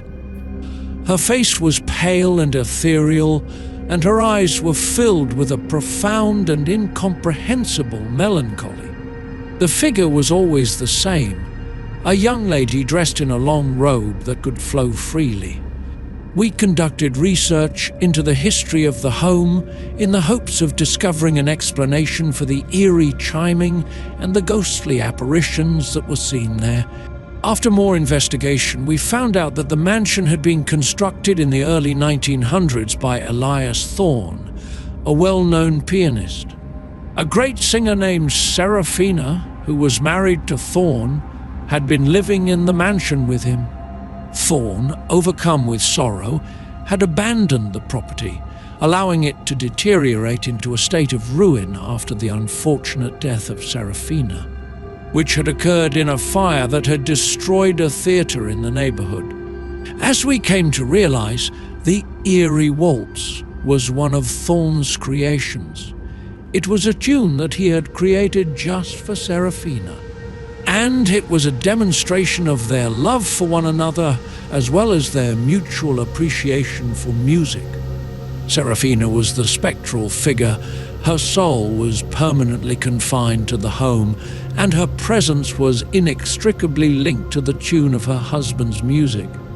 We felt a tremendous sense of sorrow for Thorne and Serafina, for the love that they had lost and the horrible end that they had met. We made the decision to take action in order to both honor their memories and assist Serafina's soul in achieving peace. Juniper, a talented pianist, was able to master Thorne's Eerie Waltz and play it properly. In the nights, she would play it, filling the home with music that had once brought her happiness and love, but was now a disturbing reminder of the fact that she had lost someone and was grieving their loss. The spectral appearances grew more frequent and more palpable as Juniper continued to play and perform. When Serafina would make her appearance in the living room, her ethereal figure would sway to the beat of the music. Her eyes would be locked on Juniper, as if she were honoring her contribution and demonstrating her comprehension of their mutual appreciation for music. Serafina made her appearance one evening as Juniper was playing the concluding notes of the waltz. Her face was dazzling and her eyes were filled with the tranquility that she had never experienced before. Juniper was greeted with a kind and acknowledging grin from her. After then, she vanished into the gentle glow of the evening light, and this was the end of her existence. The eerie chime eventually restored to its regular tone. The spectral apparitions stopped appearing, and the atmosphere within the home became different, lighter, and more serene. The spirit of Seraphina had at long last arrived to a place of peace, and her link to the home and the music had been finally resolved. The haunting waltz, which had been a melancholy lament in the past, now functioned as a beautiful monument to a love that transcended time and place. It was a testimony to the eternal power of music and the potential of finding peace, even in the hereafter. Story 19th. The disturbing occurrences started on a peaceful Sunday afternoon in Boulder, Colorado, which is where I was born and raised. As I was unwinding in my living room and reading a book, I was interrupted by the sound of the doorbell. After taking a quick glance through the peephole, I saw that my closest friend Mallory was standing on the porch. To my surprise, she was not there when I opened the door. It was lonely on the porch. When I was confused, I watched the clip from the security camera. The camera unequivocally showed Mallory approaching the door, rang the bell, and then disappearing from the moment. Not in any other way. Suddenly, she was no longer there. She had vanished in an instant. However, when I tried to reach Mallory, her phone went directly to her voicemail. Despite my attempts to text her, I did not get a response. There was a tightening of a knot of dread in my gut. Every day, Mallory and I had a conversation. The fact that she vanished without a trace was not typical of her. In the latter hours of that day, my phone rang. Mallory was the one who spoke, and her voice was urgent and filled with fear.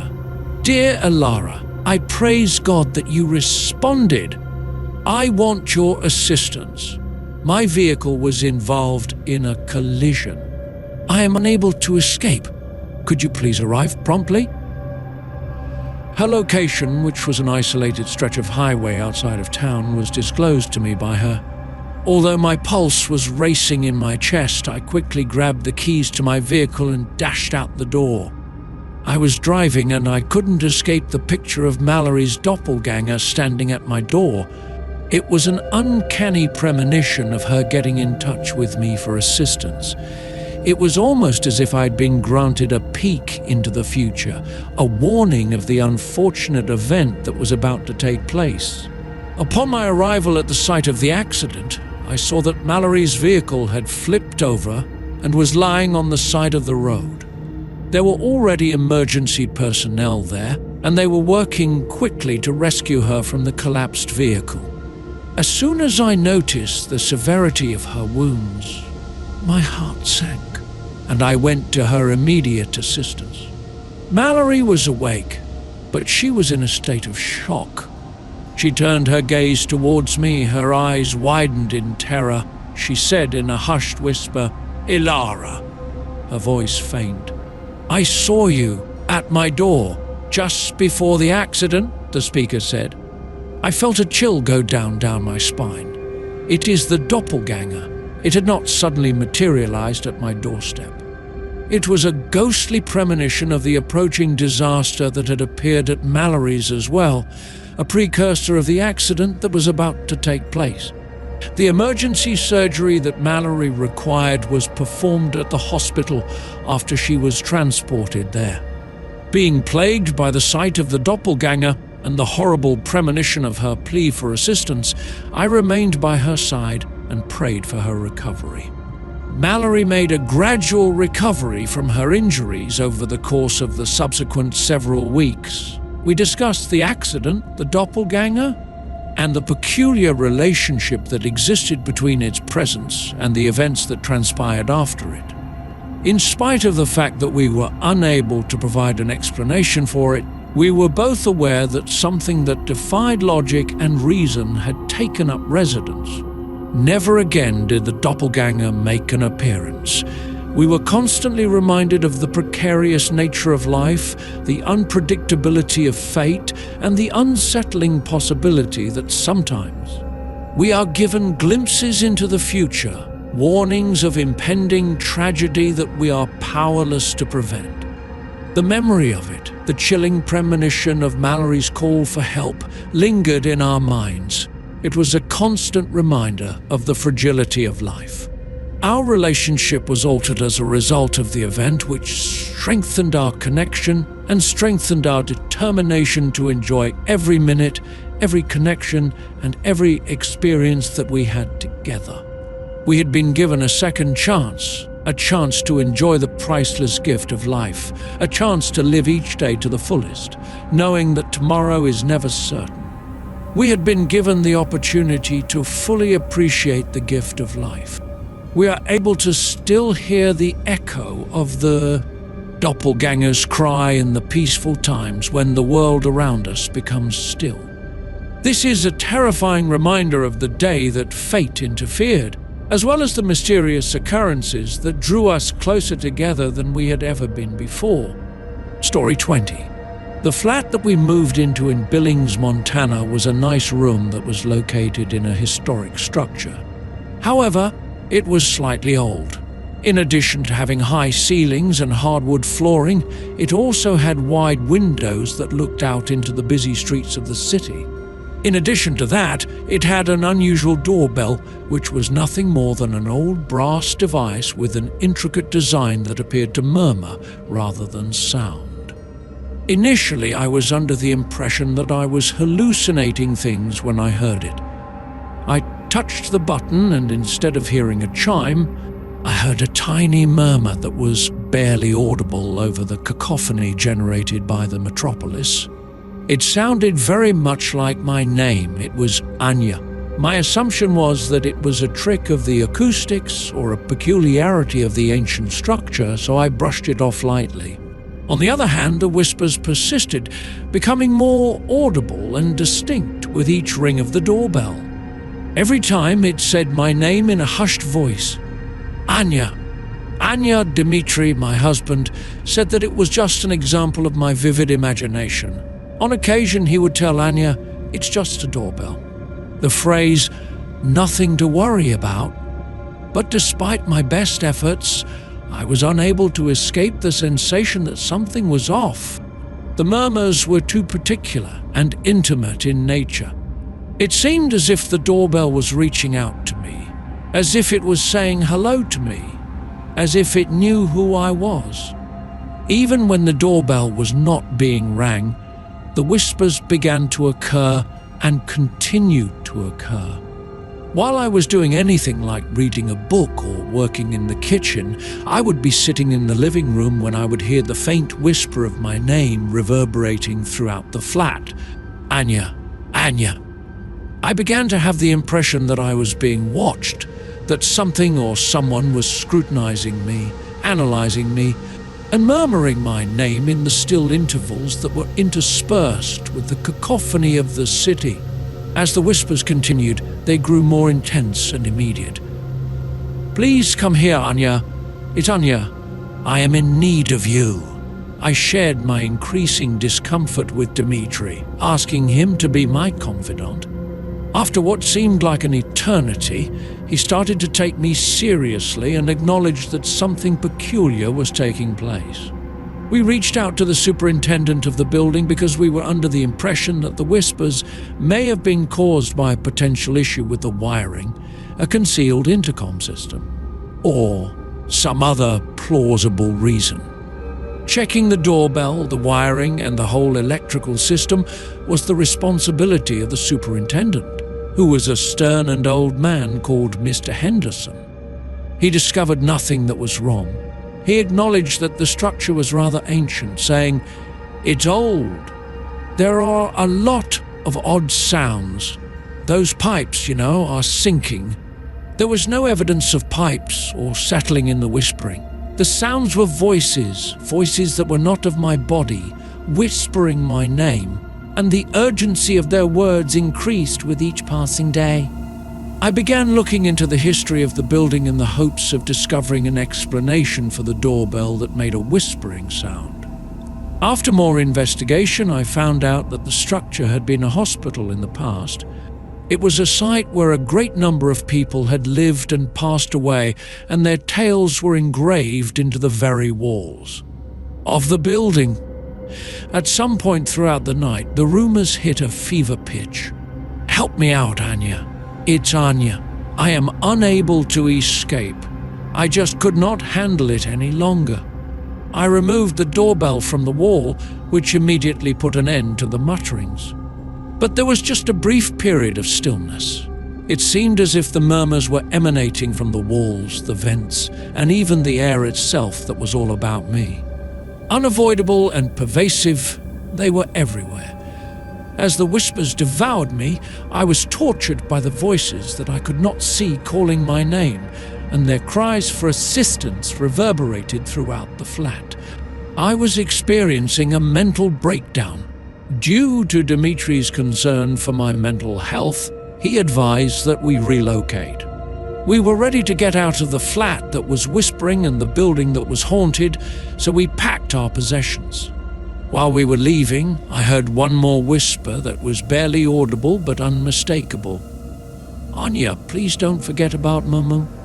A new city, a new flat, a location where the doorbells chimed properly, and a place where the walls did not whisper my name were all things that we moved to. However, the memory of the whispering bell and the voices that I could not see continues to haunt me. It is a terrifying reminder of the time when I was kept prisoner by the whispers, which were the cries for assistance from a past that I had forgotten. And there are moments when, in the stillness of the night, I can still hear the tiniest whisper, my name ringing in the darkness.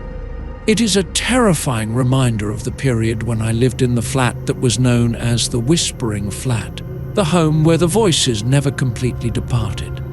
Story 21. Throughout our whole existence, our suburban house in Missoula, Montana, had been a calm and predictable place to live. The day that our doorbell began sending out alerts was the day that this predictability was completely destroyed. Subtly, it started out. The doorbell would ring, and the regular upbeat sound that it makes would reverberate throughout the home. After that, something would take place there. To put it simply, a tiny accident or mistake.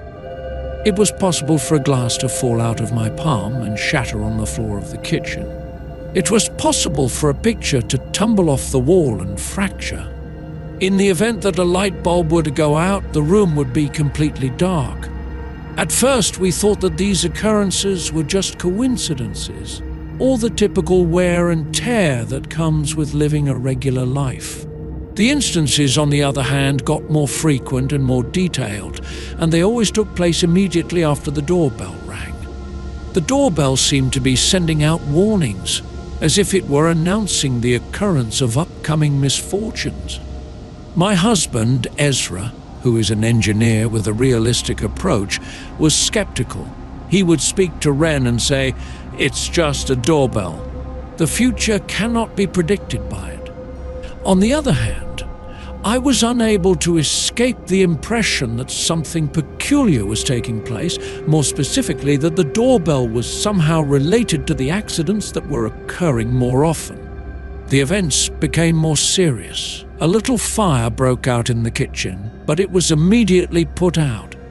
However, the lingering smell of smoke and the feeling of dread remained about for quite some time.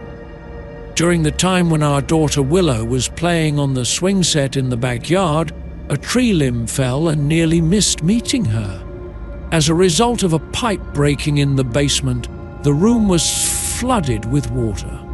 Every occurrence, regardless of how little it was preceded by the ringing of the doorbell, which had previously been a joyful chime but had now become a dread portent of oncoming catastrophe.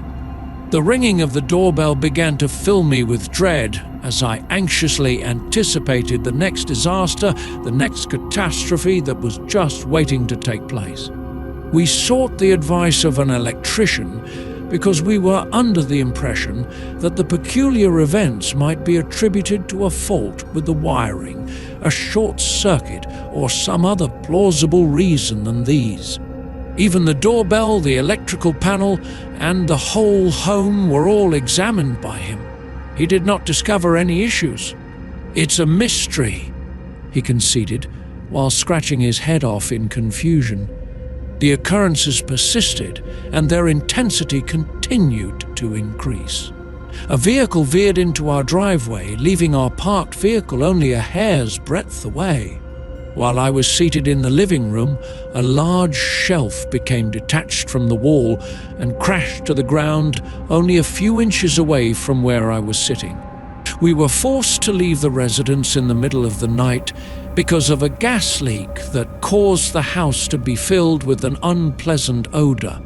Each occurrence served as a terrible reminder of the doorbell's warnings, the doorbell's once jovial chime now serving as a fearful forecast of an oncoming catastrophe. The terror that I felt overtook me, and I found myself on edge all the time, waiting for the next disaster to strike. After Ezra had finally come to the conclusion that something was wrong, he advised that we leave. But I did not agree.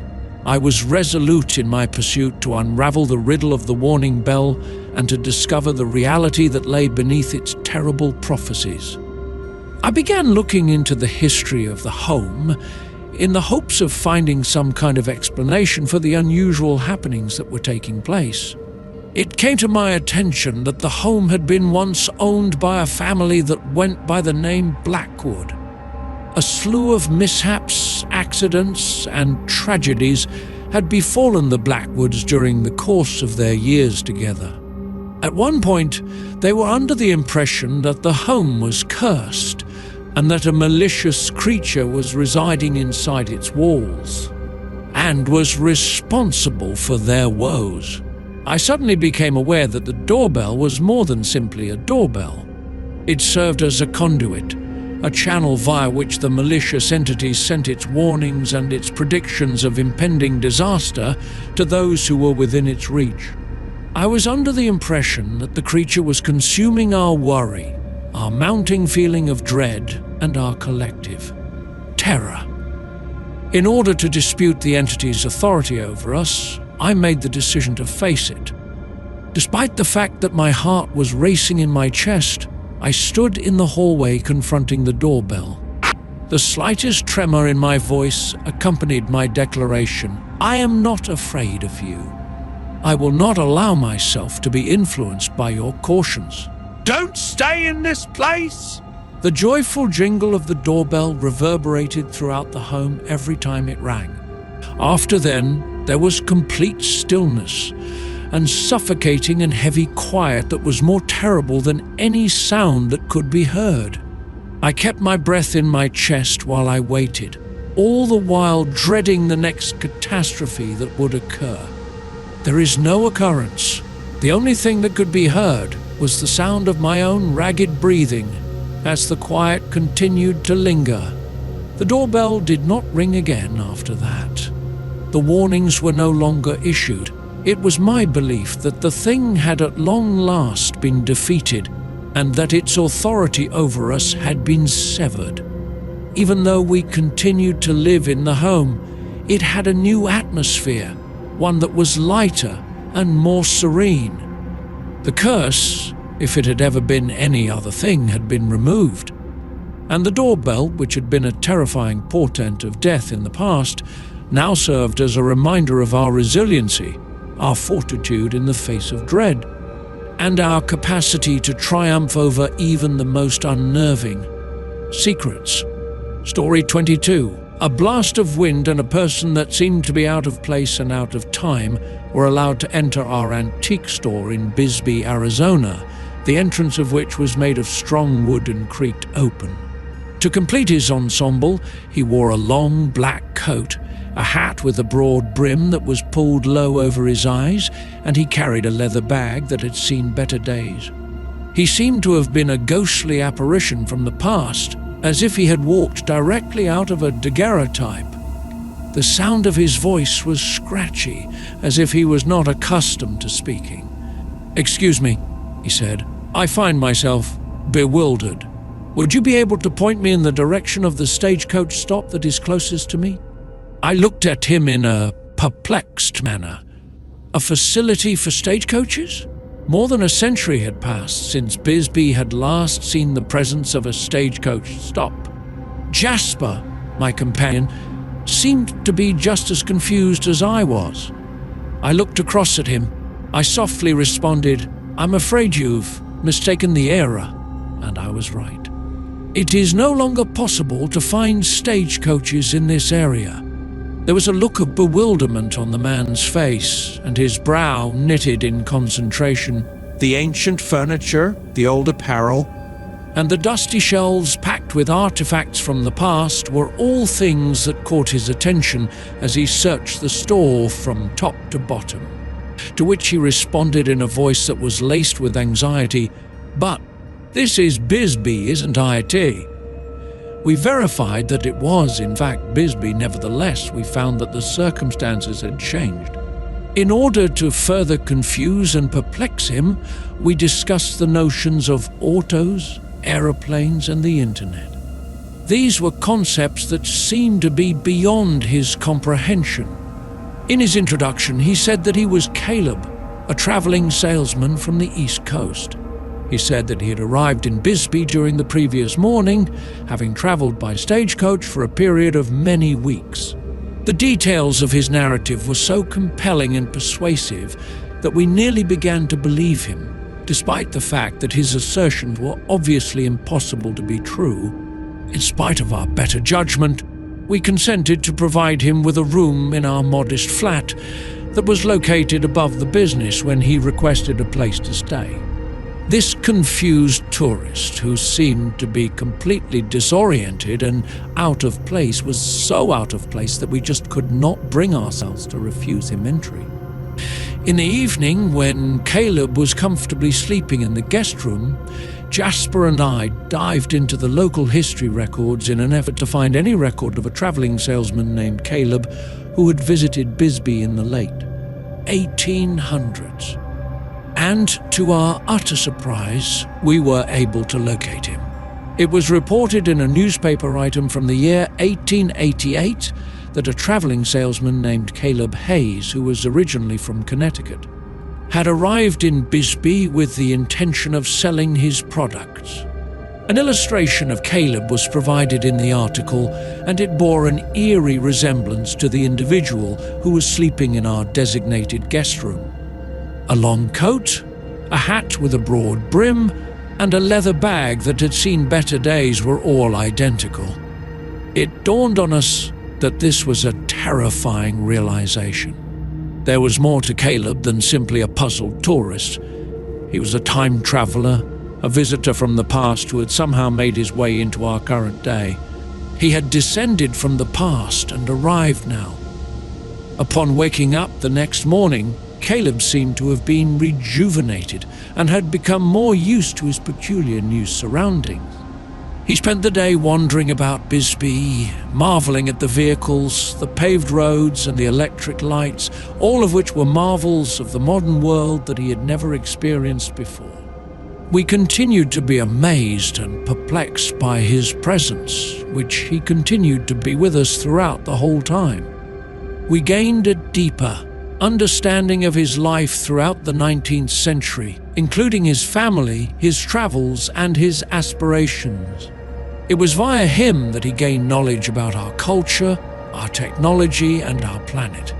It was a communication that was one of a kind, almost bizarre. And it served as a bridge between two periods that were quite different from one another.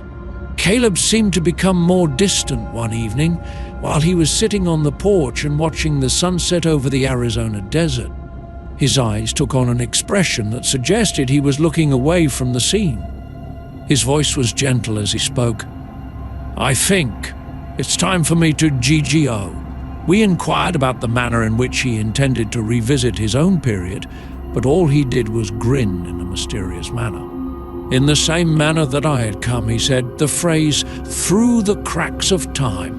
After rising to his feet, he took up his battered leather bag and proceeded to stroll down the stairs, vanishing into the waning light of the setting sun. We did not come upon him again. It goes without saying that we looked for him, searching nearby hotels and transport terminals, and even getting in touch with the authorities. He had disappeared without a trace, as if he had just regressed through the gaps in time and returned to his own century. However, he had vanished without a trace altogether. A constant reminder of the mysteries of time, the fluidity of reality, and the possibility that sometimes the past can intrude upon the present, offering us a glimpse into a world that has long since passed away. A world that continues to exist somewhere in the vast expanse of time, the memory of Caleb, the visitor who has stood the test of time, continues to be with us. Story 23. Almost immediately after we moved into our new home in Astoria, Oregon, the deliveries began on a regular basis. The Columbia River can be seen from the porch of this charming 2-story home, which also has a wraparound porch. Charming and lovely, it was all that we could have ever hoped for, aside from the delivery, of course. It was strange that they would show up at weird hours, leaving parcels on our porch with no return address, no sender's name, and no indication of where they came from. On the inside, we would discover strange and scary stuff. There was a teddy bear that had been worn by a youngster, a silver locket that had been tarnished, and a portrait of a family that we did not recognize. At first, we thought it was a joke, that some naughty children were playing a joke on the new family that had moved into the area. However, the deliveries continued at a steady pace, with the things getting more personal and unsettling. A vintage porcelain doll with eyes that appeared to follow us around the room, a handwritten letter addressed to Margaret, a name that meant nothing to us, and a little antique music box that played a melancholy song that we had never heard before, were all items that were found in the chamber. We reached out to the authorities, but they were unable to locate the locations of the delivery.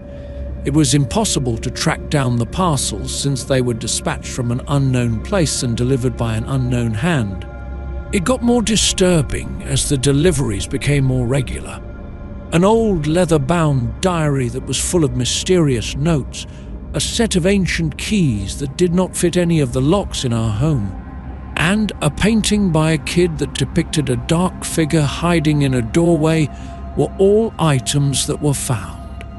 We began to have the impression that we were being watched, that someone or something was scrutinizing us, analyzing us, and delivering these mysterious signals from the shadows. With the hope of discovering some kind of explanation for the phantom deliveries, we conducted research into the history of the property. We made the discovery that the previous owners, a family called Eldridge, had disappeared without a trace a few years before to our arrival. The disappearance of these individuals had not been investigated, and it remained a haunting mystery that hung over the community like a veil. We learnt that the Eldridges were the owners of the things that were included in the shipment. It is as if by magic that their personal stuff, their treasured possessions, have suddenly appeared on our doorstep. They have been brought here by an invisible hand from a region that is unknown to us. We were experiencing a rising feeling of dread, a horrible sensation that we were somehow related to the disappearance of the Eldridges, and that we were ensnared in a web of mystery that we were unable to untangle. Despite the fact that the delivery persisted, the products became more particular and more personal. A silver locket that contained a lock of hair that matched the description of Mrs. Eldridge's hair in an old photograph.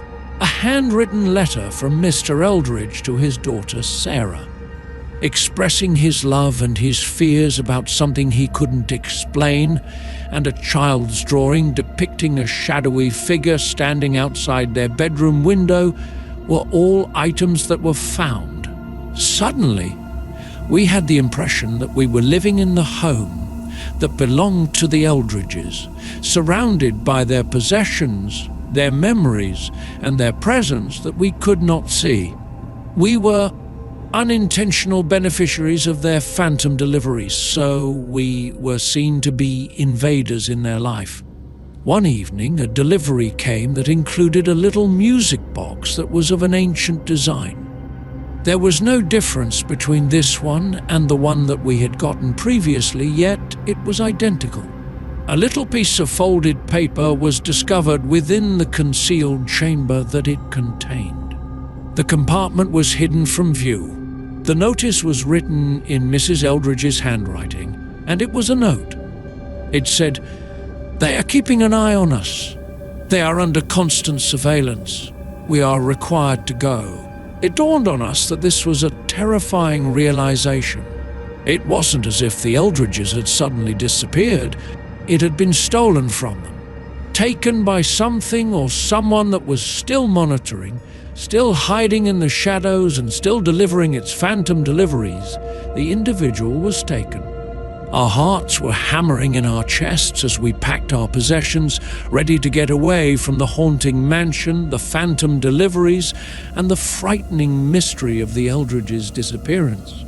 At the moment that we were leaving, we saw a man standing on the other side of the street, observing us from the shadows. The child's painting was accompanied by a shadowy figure that seemed to be strikingly identical to the one represented in the picture. We raced away, never looking back, leaving the home, the phantom delivery, and the terrible mystery that we would never completely grasp behind. We never looked back. And there are times when, in the stillness of the night, we are still able to hear the faint sound of a package being left on our doorstep. This is a chilling reminder of the time when we lived in the house of phantom deliveries, the place where the past refused to remain buried and the unseen presence continued to watch from the shadows. Story 24. Our home, which was built in the Victorian period and was located in Eureka Springs, Arkansas, was a marvel of architectural detail. It was filled with intricate woodwork, stained glass windows, and an old brass doorbell that appeared to have a life of its own. It was more than simply a useful item. The doorbell, which was nestled within the beautiful carvings of the doorframe, was a piece of beauty, a tribute to the artistry of a period that had long since passed. It was a subtle beginning to the unusual events. We would click the button and the doorbell would automatically ring with its typical melodic sound. On the other hand, the doorbell would sometimes start to illuminate after the chime had stopped sounding.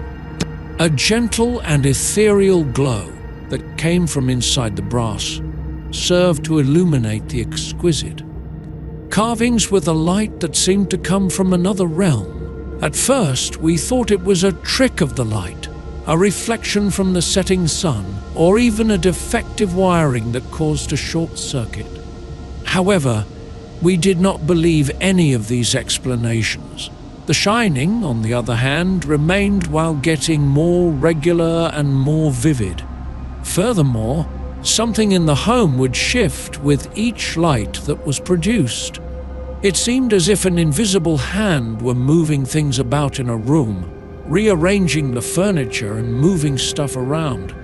At first, the alterations were not very noticeable. For example, a chair moved a few inches and a painting was hung on the wall in an asymmetrical manner. However, they got more obvious and dramatic as time went on. After waking up, we would discover that the furniture in the living room had been arranged in a circle, the dining table had been set up for a formal supper, and the bedrooms had been changed into copies of boudoirs from the Victorian period. The modifications were attributed to sleepwalking, a shared hallucination, or maybe even a prankster with a love for interior design. We attempted to rationalize it by putting each of these explanations forth. Nevertheless, the flashing doorbell and the strange rearrangements persisted, rejecting any rational explanation that could be offered. We reached out to a historian in the hopes of gaining further information on the history of the property, the people who had previously owned it, and anything else that would throw light on the peculiar happenings. Esmeralda Blackwood, a rich eccentric, was said to have dabbled in the occult and to have conducted seances and other esoteric rites inside the boundaries of her Victorian palace.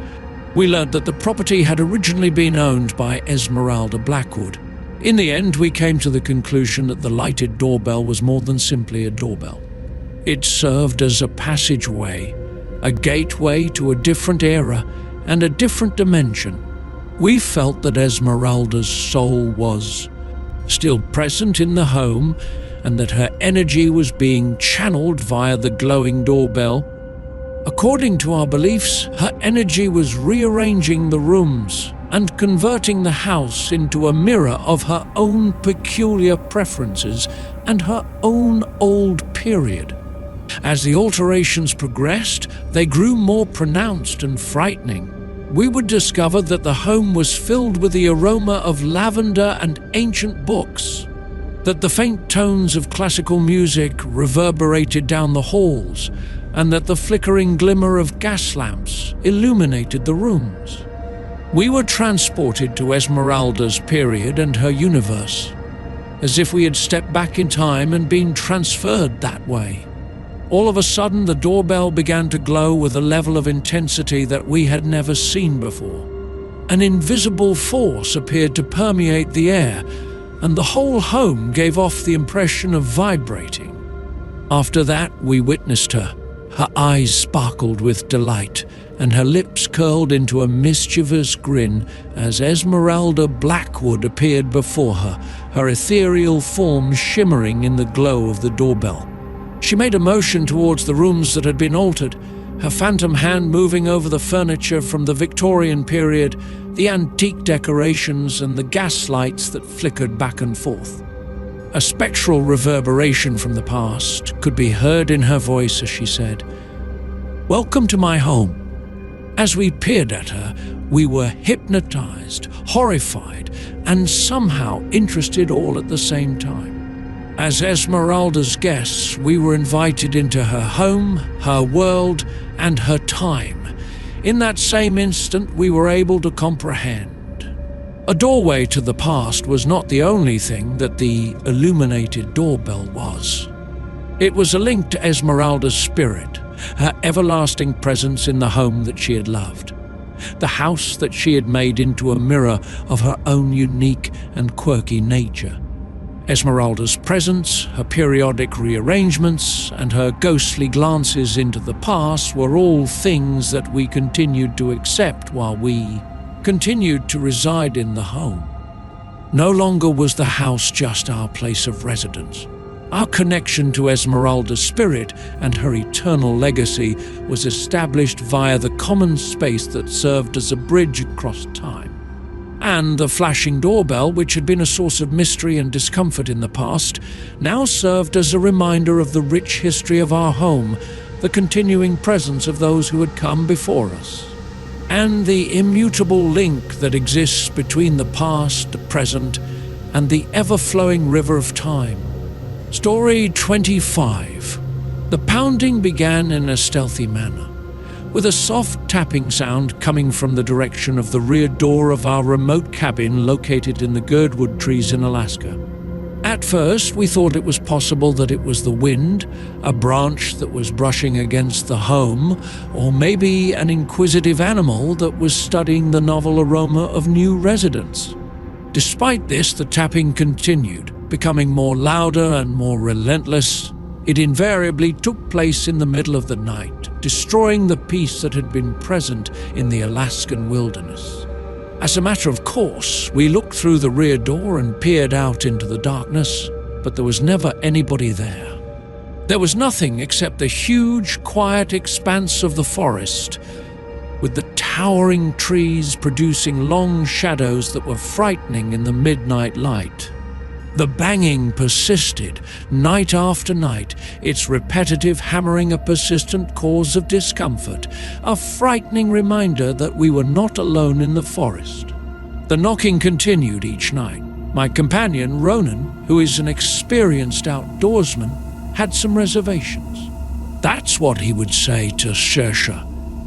It's just an animal, something that is looking for food, such as a bear or a moose. However, it was not an animal that was knocking. It had an excessively methodical, rhythmic, and human quality. The banging began at the front entrance, then moved to the side door, and finally reached the windows. It seemed as if the person or thing that was conducting the knocking was going around the cabin, checking our defenses and looking for a possible vulnerability. The locks were strengthened, security cameras were installed, and we even brought in a guard dog, a large Alaskan Malamute called Coda. On the other hand, the banging persisted unabated, and its unrelenting beat drove us to the verge of insanity. The banging got more aggressive and more frantic, as if the person or thing that was performing the knocking was trying to come inside to express something or to warn us of something. It was then that we began to notice things, such as brief glimpses of movement in the woods and dark creatures hiding just beyond the tree line. There was a persistent feeling that we were being watched, as if we were encircled by eyes that were not visible to us in the darkness. One evening, the banging reached a fever pitch, a continuous hammering that appeared to shake the very foundations of the cottage. The knocking continued until the next morning. We crowded around, Ronan, Coda, and I, our hearts racing in our chests as we listened to the frenzied banging, the presence that was just outside our door that we could not see. As soon as it happened, a floor underneath us collapsed. After plunging into the darkness, we found ourselves in a secret room located under the cabin. The apartment was cramped, wet, and filled with the musty odor that was characteristic of decay.